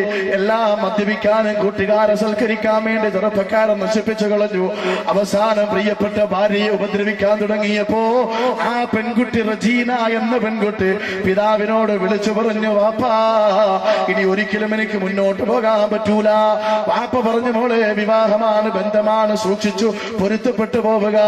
ആ വാപ്പാടെ പൊരുത്തപ്പെട്ടു പോവുക എന്ന വാക്കിന്റെ മുന്നിൽ ഇനി നിലനിൽക്കാൻ ഗത്യന്തരമില്ലാതെ വന്നപ്പോ ഫാനിൽ തന്റെ ചുരിദാറിന്റെ ഷാള് തൂക്കിയിട്ട് ലോകത്തോട് ആത്മഹത്യയിലൂടെ വിട പറഞ്ഞു പോയ റജീന എന്ന പെൺകുടിയെ എന്റെ സഹോദരന്മാരെ നിങ്ങളുടെ മുമ്പിലേക്ക് ഞാൻ അവതരിപ്പിക്കുകയാണ്. ആർഭാടം കാണിച്ച്, അഹങ്കാരം കാണിച്ച് കല്യാണം നടത്തി മറ്റുള്ളവരുടെ മുമ്പിൽ പൊങ്ങച്ചം കാണിക്കുന്നത് എന്തിനാ മുസ്ലിമേ? അല്ലാഹു തന്ന സ്വത്തുണ്ടല്ലോ, അല്ലാഹു തന്ന ആർഭാടം കാണിക്കാനുള്ളതല്ല, അത് അഹങ്കാരത്തിലൂടെ നശിപ്പിച്ച് കളയാനുള്ളതല്ല, സാധുക്കൾക്ക് കൂടി കൊടുക്കാനുള്ള മനസ്സ് വേണേ. അവിടെയാണ് അല്ലാഹു ബറക്കത്ത് ചെയ്യുന്നത്. ഫാത്തിമാനെ കല്യാണം കഴിച്ചു കൊടുക്കുമ്പോ അല്ലാഹുവിന്റെ റസൂൽ സല്ലല്ലാഹു അലൈഹി വസല്ലമ തങ്ങൾ 5 സഹാബാക്കളാണ് തന്റെ മുമ്പിലുള്ളത്. ചീത്തപ്പഴവും കൊടുത്തു. അതിനുശേഷം പ്രവാചകൻ സല്ലല്ലാഹു അലൈഹി വസല്ലം അലിയാരിതങ്ങൾ അള്ളാഹുവിന്റെ പ്രവാചകനെയും വിളിച്ചു, അത്യാവശ്യം കുറച്ച് ആളുകളെയും വിളിച്ചു. അലി റളിയല്ലാഹു തആല അൻഹു ഒരാടിനെ അറുത്ത് വലീമ സൽക്കാരം നടത്തിയെന്ന ചരിത്രത്തിൽ കാണാം. എന്റെ സഹോദരങ്ങളെ, നാം ഒന്ന് ആലോചിക്കുക. ഈ ആർഭാടവും ഈ അഹങ്കാരവും എവിടം വരെ എത്തും? ഈ സമുദായത്തെ കാർന്നു തിന്നുന്ന മഹാ ക്യാൻസറായി ഇന്ന് വിവാഹത്തിന്റെ ദൂർത്തു മാറിക്കൊണ്ടിരിക്കുകയാണ്. അത് മാറണം. അത് പറയാനുള്ള അവകാശം തീർത്തും എനിക്കുണ്ട് സഹോദരങ്ങളെ. ഒരു കാര്യം ഞാൻ പറയാം. ഈ ആർഭാടവും ദൂർത്തും ഇത്രയേറെ കടന്നു വരാനുള്ള കാരണം എന്തെന്നറിയോ? എന്താണ്? സ്ത്രീധനമാണ്. സ്ത്രീധനമാണ്. ഒരു ഉളുപ്പുമില്ലാതെ, ഒരു സങ്കടവുമില്ലാതെ, കഷ്ടപ്പാടില്ലാതെ കയ്യിലേക്ക് പൈസ വരികയല്ലേ. 100ന്റെയോ 500ന്റെയോ 1000ന്റെയോ കെട്ടുകൾ കൊണ്ടു കൊടുക്കുകയാ. പെണ്ണിന്റെ വാപ്പ ഏതെല്ലാം പള്ളികൾ നടന്ന് തെണ്ടിയാലും, ഏതെല്ലാം വിവാഹവേദികൾ കയറി നടന്ന് യാചന നടത്തിയാലും, ചെറുപ്പക്കാർ കൂടി പിരിവെടുത്തു കൊടുത്താലും ആ പൈസ കൊണ്ടുവന്നിട്ട് വീഡിയോക്കാർക്ക് കൊടുക്കാനും, അതുകൊണ്ട് ആർഭാടം കാണിക്കാനും, റോഡും പറമ്പും അലങ്കരിക്കാനും ഈ സമൂഹത്തിന്റെ ചെറുപ്പക്കാർക്ക് മടിയില്ലാതെ പോയി. കാരണം എന്താ? ഈ പൈസയുടെ പിന്നിൽ ഇവന് വേദനയില്ലാതായി പോയി. സഹോദരങ്ങളെ, ഞാൻ വിവാഹം കഴിച്ചവനാണ്. എനിക്ക് 2 മക്കളെയും അല്ലാഹു തന്നു. എന്റെ ഭാര്യ വീട്ടിൽ നിന്ന് ഒരു ചില്ലി പൈസയോ ഒരു തരി സ്വർണമോ ഞാൻ വാങ്ങിയിട്ടില്ല. ആത്മാഭിമാനത്തോടെ എനിക്ക് പറയാം. കാരണം ജീവിതത്തിൽ ഞാൻ ഒരുപാട് ആഗ്രഹിച്ച ആളാ. അല്ലാഹുവേ, ഒരു മാതൃകാപരമായി കല്യാണം ഞാൻ എന്ന് വിശ്വസിക്കുന്നു. എന്റെ ജീവിതത്തിൽ, വൈവാഹിക ജീവിതത്തിൽ ഞാൻ അനുഭവിക്കുന്ന സന്തോഷം വേറെ ആർക്കും ഇല്ലെന്ന എന്റെ വിശ്വാസം. അൽഹംദുലില്ലാഹ്. എന്റെ മൂത്ത മകൾക്ക് 5 വയസ്സേ ഉള്ളൂ. ഞാനിപ്പം നിങ്ങളോട് സംസാരിക്കുമ്പോഴും എന്റെ ഭാര്യയും എന്റെ 2 മക്കളും മദീനയിലാണ്, നാട്ടിലില്ല. അടുത്ത ആഴ്ചയെ വരുള്ളൂ. ഇടയ്ക്കിടയ്ക്ക് പോയി വന്നിക്കുക. മാത്രവുമല്ല, 5 വയസ്സുള്ള എന്റെ മകള് ഞാൻ പരിശുദ്ധ മദീനയിലെ ഹറം ഷരീഫിൽ ഖുർആൻ ഹിഫ്ള് പഠിക്കാൻ കൊണ്ട് ചേർത്തിരിക്കുകയാണ്. ഏതാണ്ട് 2-3 തബാറക്കുള്ളതി തൊട്ട് തുടങ്ങുന്ന 2-3 സൂറത്ത് എന്റെ മകള് കാണാതെ പഠിച്ചു. എനിക്ക് ഒറ്റ ആഗ്രഹമേ ഉള്ളൂ. സഹോദരങ്ങളെ, ഞാൻ ഇന്ന് വന്നപ്പോ ഒരു പൊന്നുമോനെയും കൊണ്ട് ഒരു ഉമ്മ എന്റെ അടുത്ത് വന്നിട്ട് പറഞ്ഞു, ഈ മകനെ ഹാഫിളാക്കണം, അതിനു വേണ്ടി ദുആ ചെയ്യണം. അല്ലാഹുവേ, നമ്മുടെ ആഗ്രഹിക്കുന്നവരുടെയൊക്കെ മക്കളെ ഹാഫിളീങ്ങളാക്കി കൊടുക്കുമാറാവട്ടെ.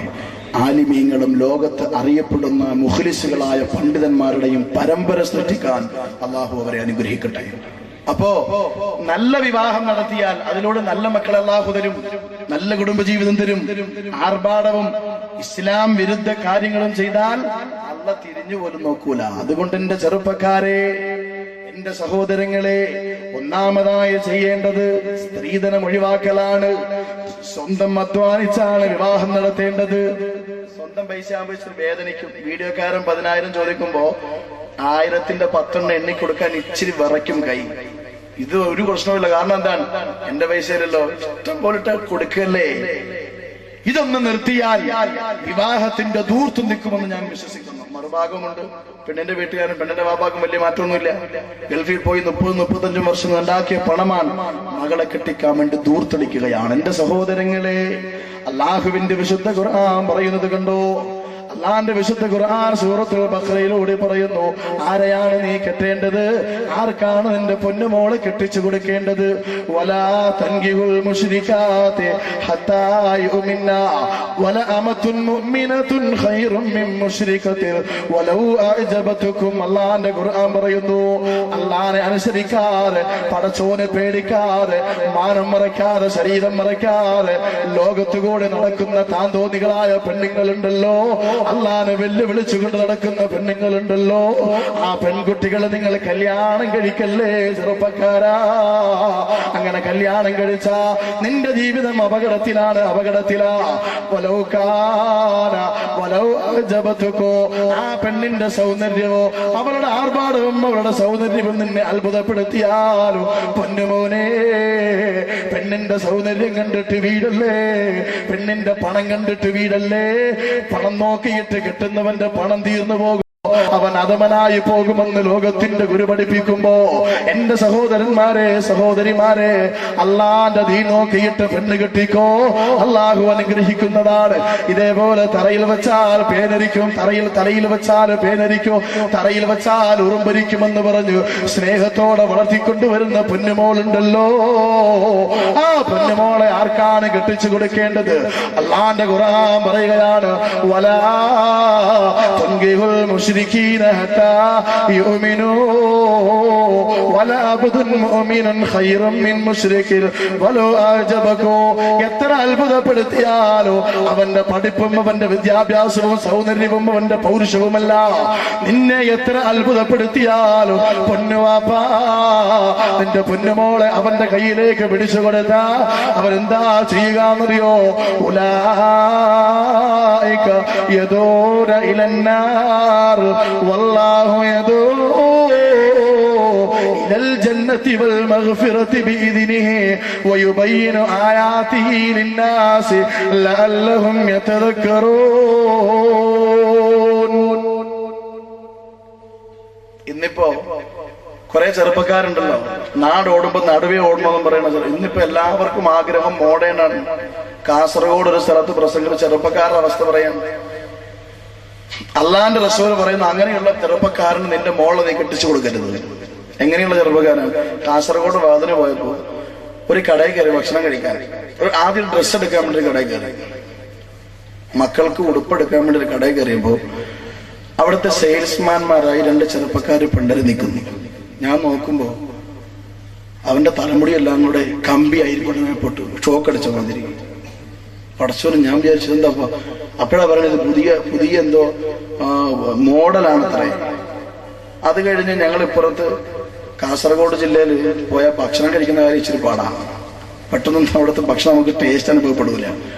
അപ്പൊ അതുകൊണ്ട് ഞങ്ങളൊക്കെ പോകുമ്പോൾ പൊതുവെ ഏതെങ്കിലും മഗ്‌രിബ് കഴിഞ്ഞിട്ട് ഏതെങ്കിലും ഹോട്ടലിൽ പോയിട്ട് കറങ്ങണ കോഴിയോ ചാടണ കോഴിയോ നരകത്തിലെ കോഴിയോ സ്വർഗത്തിലെ കോഴിയൊക്കെ ഉണ്ടല്ലോ, അതൊക്കെ എന്തെങ്കിലും വാങ്ങിച്ച് കഴിക്കല പതിവ്. അങ്ങനെ അവിടെ ചെന്ന് കയറിയപ്പോണ്ട് അവിടെ ഇങ്ങനെ വെച്ചുകൊണ്ട് നിൽക്കുക, എല്ലാം മുടിയെല്ലാം മേപ്പോട്ട് യുദ്ധത്തിന് പോകണം അതിരി. ചില ചെറുപ്പക്കാരുണ്ട് നിസ്കരിക്കാൻ വന്ന് പള്ളിയിൽ കയറി അള്ളാഹുവെ ഒരൊറ്റ തേപ്പ് വെച്ച് കൊടുക്കാൻ പാന്റ് മുട്ടിന്റെ അവിടെ കിടക്കും. അള്ളാഹു അക്ബർ, എന്തൊക്കെ കോലങ്ങളാണ് നമ്മളെ ചെറുപ്പക്കാർ.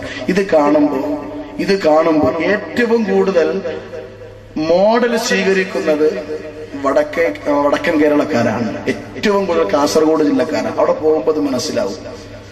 എന്തെല്ലാം സൈസുകളാ പടച്ചോനെ. ഒരു പാന്റ് അത് ഒന്നാമതിനും ആകെപ്പാടെ 1 മീറ്റർ കാണുള്ളൂ കാലിന്റെ നീളം. പാന്റിന്റെ കാലിന്റെ നീളം 3.5 മീറ്റർ കാണും. അത് വലിച്ചത് ചോട്ട് നടക്കും. ഇതെങ്ങനെ കയറ്റി ഇടുന്നോന്തോ എനിക്കറിഞ്ഞൂടെ. എന്റെ പടച്ചതമ്പ് അല്ല കുഴമ്പം തേച്ചിട്ടായിരിക്കും. എന്തൊരു ടൈറ്റാ പടച്ചോനെ. ഈ ഡ്രസ് ഇങ്ങനെ നടക്കുന്ന അള്ളാഹുവിന്റെ വിശുദ്ധ പ്രവാചകൻ പഠിപ്പിച്ചു, ടൈറ്റായ വസ്ത്രം ആണ് ധരിച്ചാലും പെണ്ണ് ധരിച്ചാലും അത് ഹറാമാണ്. ഇങ്ങനെ മോഡേൺ രീതിയിൽ ജീവിക്കുന്ന ചെറുപ്പക്കാരന്റെ കയ്യിലേക്ക് നിന്റെ പൊന്നുമോളെ പിടിച്ച് കെട്ടിച്ചു കൊടുത്താൽ അള്ളാന്റെ ഖുർആൻ പറയുന്നു, ഉലൈക യദൂന ഇലന്നാർ. അവർ നിന്നെ കൊണ്ടുപോയി, നിന്റെ മോളെ കൊണ്ടുപോയി നരകത്തിന്റെ അഗ്നികുണ്ഡാരത്തിലേക്ക് വലിച്ചെറിയുമോ? അതുകൊണ്ട് അങ്ങനെയുള്ള മോഡേൺ ചെറുപ്പക്കാരുണ്ടല്ലോ, അള്ളാനെ അനുസരിക്കാതെ പള്ളിയിൽ കയറാതെ നമസ്കരിക്കാതെ മദ്യപിച്ച് മതോന്മത്തരായി കൂട്ടുകാരുമൊത്ത് കറങ്ങി നടക്കുന്ന പെണ്ണ് ചെറുപ്പക്കാരുണ്ടല്ലോ, ആ ചെറുപ്പക്കാരന് നിന്റെ പൊന്നുമോളെ കെട്ടിച്ചു കൊടുക്കല്ലേ.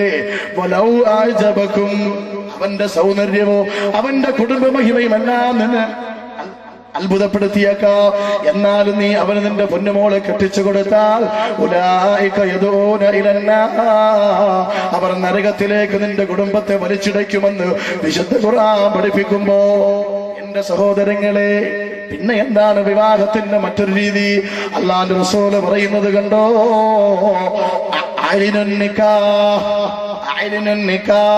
നിങ്ങൾ നിക്കാഹ് പരസ്യപ്പെടുത്തണേ. അത് രഹസ്യമായി ചെയ്യല്ലേ, അത് ആളുകളുടെ മുമ്പിൽ വെച്ച് പരസ്യമായി നടത്തണേ.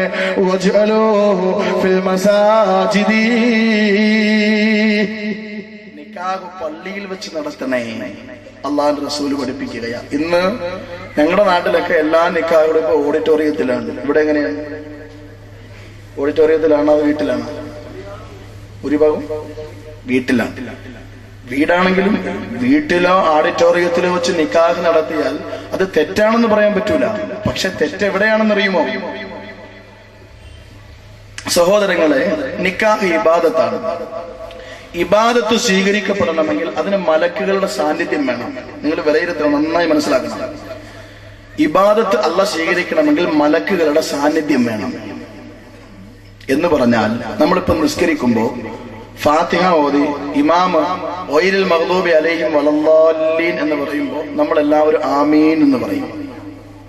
അള്ളാഹുവിന്റെ റസൂൽ പറയുന്നു, ഇമാം ഫാത്തിഹ ഓതി നമ്മൾ ആമീൻ പറയുമ്പോൾ നമ്മുടെ ആമീൻ മലക്കുകളുടെ ആമീനുമായി യോജിച്ചു വന്നാൽ അവന്റെ ആമീൻ അള്ളാഹു സ്വീകരിക്കുമെന്നാണ്. എന്ന് പറഞ്ഞാൽ ഇമാം ഫാത്തിഹ ഓതിയതിനു ശേഷം ഒരു ചെറിയൊരു ദുആ ചെയ്യും, റബ്ബന ഗ്ഫിർ ലനാ, എന്നിട്ടാ ഇമാം ആമീൻ പറയണത്. ഇന്നിപ്പോ നമ്മള് ഇമാം ഗൈറിൽ മഗ്ദൂബി അലൈഹിം വലദ്ദാല്ലീൻ പറയാൻ കാത്തിരിക്കും ആമീൻ കൊട്ടിയിടാൻ വേണ്ടി. അങ്ങനെയല്ല ആമീൻ പറയേണ്ടത്. ഇമാം ആമീൻ തുടങ്ങുമ്പോഴേ നമ്മളും ആമീൻ പറയാവൂ, നേരത്തെ മുൻകൂട്ടി പറയരുത്. കാരണം എന്താ? അല്ലാഹുവിന്റെ റസൂല് പറയുന്നു, മലക്കുകൾ ആമീൻ പറയുന്നത്, നമസ്കാരത്തിൽ മലക്കുകളുണ്ട്, മലക്കുകൾ ആമീൻ പറയുന്നത് ഇമാം പറയുമ്പോഴാണ്.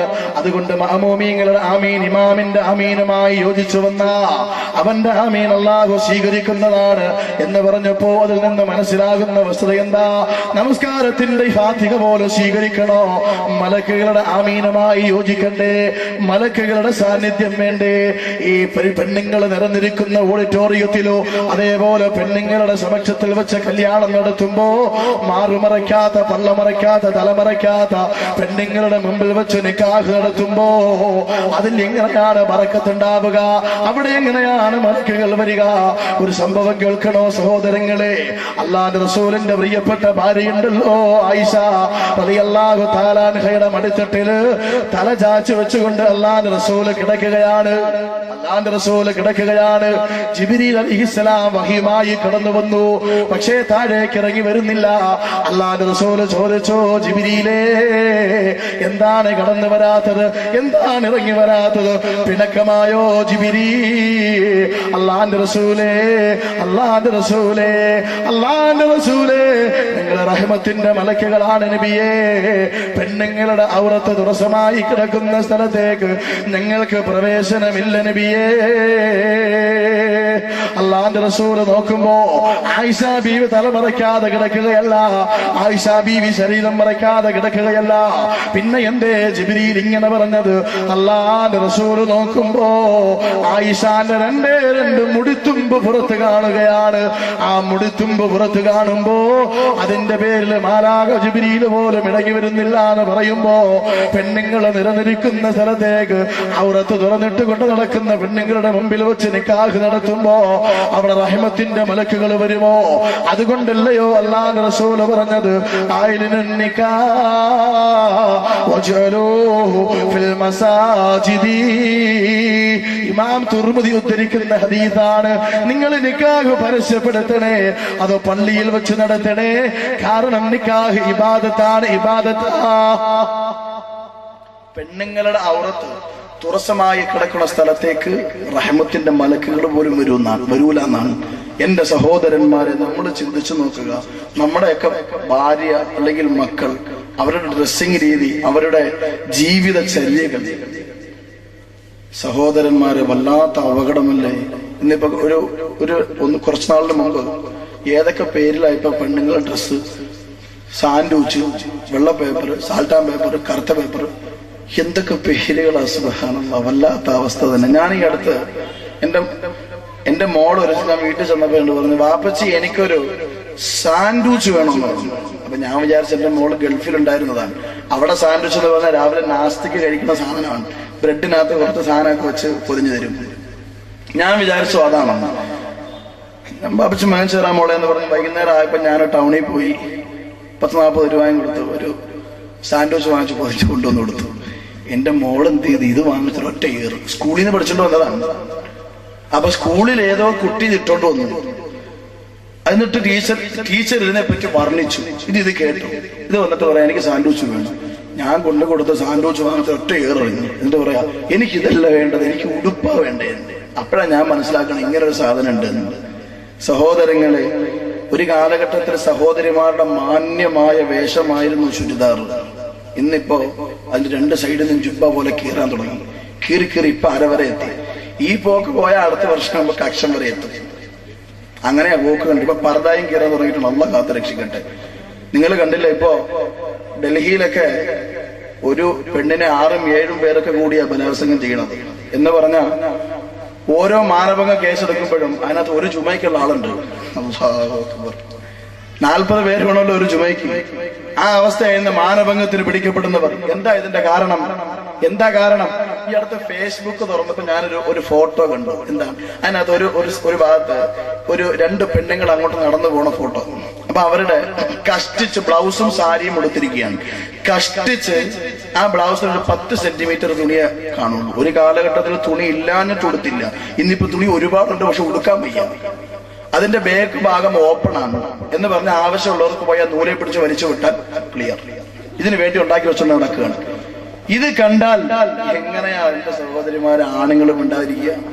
ഓട്ടോറിക്ഷക്കാരായ ആറ് ചെറുപ്പക്കാർ കൂടി ഒരു പെണ്ണിനെ ചവച്ചു തുപ്പാൻ കാരണം എന്താണ്? ആ രീതിയിൽ നടന്നിട്ടല്ലേ? നിങ്ങളുടെ ശ്രദ്ധയെ ക്ഷണിക്കുന്നില്ല. ഈ അടുത്ത അമേരിക്കയിൽ ഒരു വലിയ സംഭവം നടന്നത് സൗദി അറേബ്യയിലല്ല, UAE-യിലല്ല, ഏതെങ്കിലും ഇസ്ലാമിക രാജ്യത്തല്ല, അമേരിക്കയുടെ മൂക്കിന്റെ തുമ്പിൽ. എന്താ സംഭവം?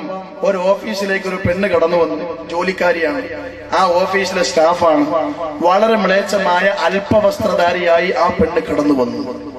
അപ്പോ ആ സ്ഥാപനത്തിന്റെ ഉത്തരവാദിത്തപ്പെട്ടയാള്, മുസ്ലിം ഒന്നുമല്ല, ഉത്തരവാദിത്തപ്പെട്ടയാള് ആ പെണ്ണിനെ ജോലിയിൽ നിന്ന് സസ്പെൻഡ് ചെയ്തു. ഈ ഡ്രസ്സ് ഇട്ടുകൊണ്ട് എന്റെ സ്ഥാപനത്തിൽ കയറാൻ പറ്റൂല, കാല് കുത്താൻ പറ്റൂല. ആ പെണ്ണ് കൊണ്ട് കേസ് കൊടുത്തപ്പോ കോടതിക്ക് മുമ്പിൽ ഈ ചെറുപ്പക്കാരനെ വിളിച്ചു. ഇയാളും എതിർ ഹർജി കൊടുത്തു. എന്താ പറഞ്ഞത്? ആണുങ്ങളുടെ, പുരുഷന്മാരുടെ വൈകാരിക ചിന്തകളെ തട്ടിയുണർത്തുന്ന ഡ്രസ്സിംഗ് രീതികൾ എന്റെ കുടുംബത്തെ തകർക്കുമെന്ന് ഞാൻ ഭയപ്പെടുന്നു. അതുകൊണ്ടാണ് ഞാൻ അവളെ പുറത്താക്കിയത്. അത് ചെയ്യാനുള്ള മനസാക്ഷി അയാൾക്ക് ഉണ്ടായത് കൊണ്ട് എന്റെ സഹോദരങ്ങളെ കോടതി വിധി പുറപ്പെടുവിച്ചു. അങ്ങനെ അന്യപുരുഷന്മാര് കണ്ടാൽ ആഗ്രഹം തോന്നുന്ന ഡ്രസ്സിംഗ് രീതി ഉപയോഗിക്കുന്ന പെണ്ണുങ്ങളെ സ്ഥാപനത്തിൽ നിന്ന് പിരിച്ചുവിടാൻ അവകാശമുണ്ടോ എന്ന് പറഞ്ഞ് അമേരിക്കയുടെ കോടതി പോലും പറഞ്ഞിട്ട് അമേരിക്ക ഒരു പരാമർശം നടത്തി. ഇസ്ലാമിക രീതിയിലുള്ള വേഷവിധാനത്തിന് ഇന്ന് അമേരിക്കയിൽ ആവശ്യത വർദ്ധിക്കുന്നു എന്ന് പറയുമ്പോ പാശ്ചാത്യര് പോലും പറഞ്ഞുവെങ്കിൽ അല്ലാഹുവിന്റെ റസൂൽ പറഞ്ഞല്ലോ, ഒരു പെണ്ണ് നടക്കേണ്ടത് എങ്ങനെയാണ്, പെണ്ണ് ജീവിക്കേണ്ടത് എങ്ങനെയാണ്? അന്യപുരുഷന്റെ മുമ്പിൽ തുറന്നു കാട്ടാനാണോ മോളെ നിനക്ക് അല്ലാഹു സൗന്ദര്യം തന്നത്? അതിനാണോ നിനക്ക് അല്ലാഹു ഈ അവസരങ്ങൾ തന്നത്? ആണത്വത്തോടുകൂടി നടക്കുന്ന ചെറുപ്പക്കാരനെ അവന്റെ വഴിതെറ്റിക്കാൻ വേണ്ടി അവരുടെ മുമ്പിലേക്ക് പോകുന്ന, ചാഞ്ഞും ചെരിഞ്ഞും പോകുന്ന പെണ്ണുണ്ടല്ലോ. അല്ലാഹുവിന്റെ റസൂലിന്റെ ഒരൊറ്റ ഹദീസ് മനസ്സിലേക്ക് കടന്നു വരട്ടെ. അല്ലാഹുവിന്റെ റസൂൽ വരികയാണ്, അയ്യോ فخرجت من بيتها فمرت بقوم ليجدوا ريحها وهي زانية. ഏതെങ്കിലും ഒരു പെണ്ണ് അത്തർ പൂശിക്കൊണ്ട് പുറത്തേക്ക് പോയാ എന്ന് പറഞ്ഞ അന്യപുരുഷന്മാരെ ആകർഷിക്കത്തക്ക രീതിയിലുള്ള ഡ്രസ്സിംഗ് രീതിയോ സുഗന്ധമോ പൂശിക്കൊണ്ട് പുറത്തേക്ക് പോകുന്ന പെണ്ണുണ്ടല്ലോ, വഹിയ സാനിയ. അവൾ വേശിയാണെന്ന് നബി മുഹമ്മദ് മുസ്തഫ 3 പ്രാവശ്യം ആവർത്തിച്ചു പറയുകയാണ്. എന്റെ സഹോദരങ്ങളെ, അതുകൊണ്ട് അല്ലാഹുവിന്റെ റസൂലിന്റെ ജീവിതത്തിലേക്ക് കടന്നു വരിക. ഞാൻ എന്റെ ജീവിതത്തിന്റെ പ്രഭാഷണം അവസാനിപ്പിക്കുകയാണ്. അല്ലാഹുവിന്റെ റസൂൽ അവസാനമായി പറയുന്നു, സഹാബ, അല്ലാഹുവിന്റെ റസൂലായ ഞാൻ നിങ്ങൾക്ക് എന്റെ മാർഗനിർദ്ദേശങ്ങളെല്ലാം തന്നിട്ടുണ്ട്, എല്ലാ നടപടിക്രമങ്ങളും തന്നിട്ടുണ്ട്. ആ നല്ല ഒരു ചര്യ സ്വീകരിച്ചുകൊണ്ട് അല്ലാഹുവിന്റെ റസൂല് പറഞ്ഞതുപോലെ ആ പവിത്രമായ നടപടിക്രമങ്ങളിലൂടെ മുന്നോട്ട് പോകുമ്പോ തീർച്ച അല്ലാഹുവിന്റെ മുന്നിലെത്തുമ്പോ യഥാർത്ഥ സത്യവിശ്വാസിനിയായി ചെല്ലാൻ നമുക്ക് കഴിയട്ടെ. അതിന് അല്ലാഹു ഭാഗ്യം തരട്ടെ. അതുകൊണ്ട് എന്റെ സഹോദരങ്ങളോട് എനിക്ക് പറയാനുള്ളത്, ആർഭാടവും അഹങ്കാരവും കാണിക്കല്ലേ. ഏതൊരു കാര്യം ചെയ്യുമ്പോഴോ, പ്രത്യേകിച്ച് വിവാഹമാകുമ്പോ, അതിന് അല്ലാഹുവിന്റെ റസൂലിന്റെ സുന്നത്തെന്താ, റസൂലുള്ള ഫാത്തിമാനെ കെട്ടിച്ചത് എങ്ങനെയാ, ഇത്യാദി കാര്യങ്ങൾ മനസ്സിലാക്കി സുന്നത്തായ രീതിയിൽ ജീവിതത്തിലേക്ക് കടന്നു വെക്കോ. അല്ലാഹുവിന്റെ സ്വർഗത്തില് സുനിശ്ചിതമാണൊരു സീറ്റ്. കദം സുന്നത്തെ റസൂൽ पर चलो मिलेंगी जन्नत में रिजर्वेशन. പണ്ഡിതന്മാർ പറയുന്നു, ഓരോ ചുവട്ടടിയും പുണ്യ നബിയുടെ കാൽപാദത്തിലൂന്നി നീ മുന്നോട്ട് വെക്കൂ, നിനക്ക് അല്ലാഹുവിന്റെ റസൂലിന്റെ കൂടെ സ്വർഗത്തിൽ ഒരു സീറ്റ് കിട്ടുമെന്ന്. അതുകൊണ്ട് എന്റെ സഹോദരങ്ങളെ, സമയം അവസാനിച്ചതുകൊണ്ട് വിഷയം എങ്ങും എത്തിയിട്ടില്ല എന്ന് എനിക്കും ബോധ്യമായി, നിങ്ങൾക്കും അറിയാം. പക്ഷെ ഇനിയൊരവസരം അല്ലാഹു എവിടെയെങ്കിലും തന്നാൽ അപ്പോ നമുക്ക് ബാക്കി വിശദീകരിക്കാം. അല്ലാഹു ഭാഗ്യം തരട്ടെ. കുടുംബജീവിതം എങ്ങനെ, എന്ത്, ഭാര്യ ഭർത്താവ്, അതൊക്കെ ഒരു ചർച്ചയാണ് ഖുർആനിക വീക്ഷണത്തിൽ. പറയാൻ, പഠിക്കാൻ, മനസ്സിലാക്കാൻ, ജീവിതത്തിൽ പകർത്താൻ അള്ളാഹു നമ്മെ എല്ലാം അനുഗ്രഹിക്കുമാറാവട്ടെ. എല്ലാവരും ഇൻഷാ അല്ലാഹ് ദുആയിൽ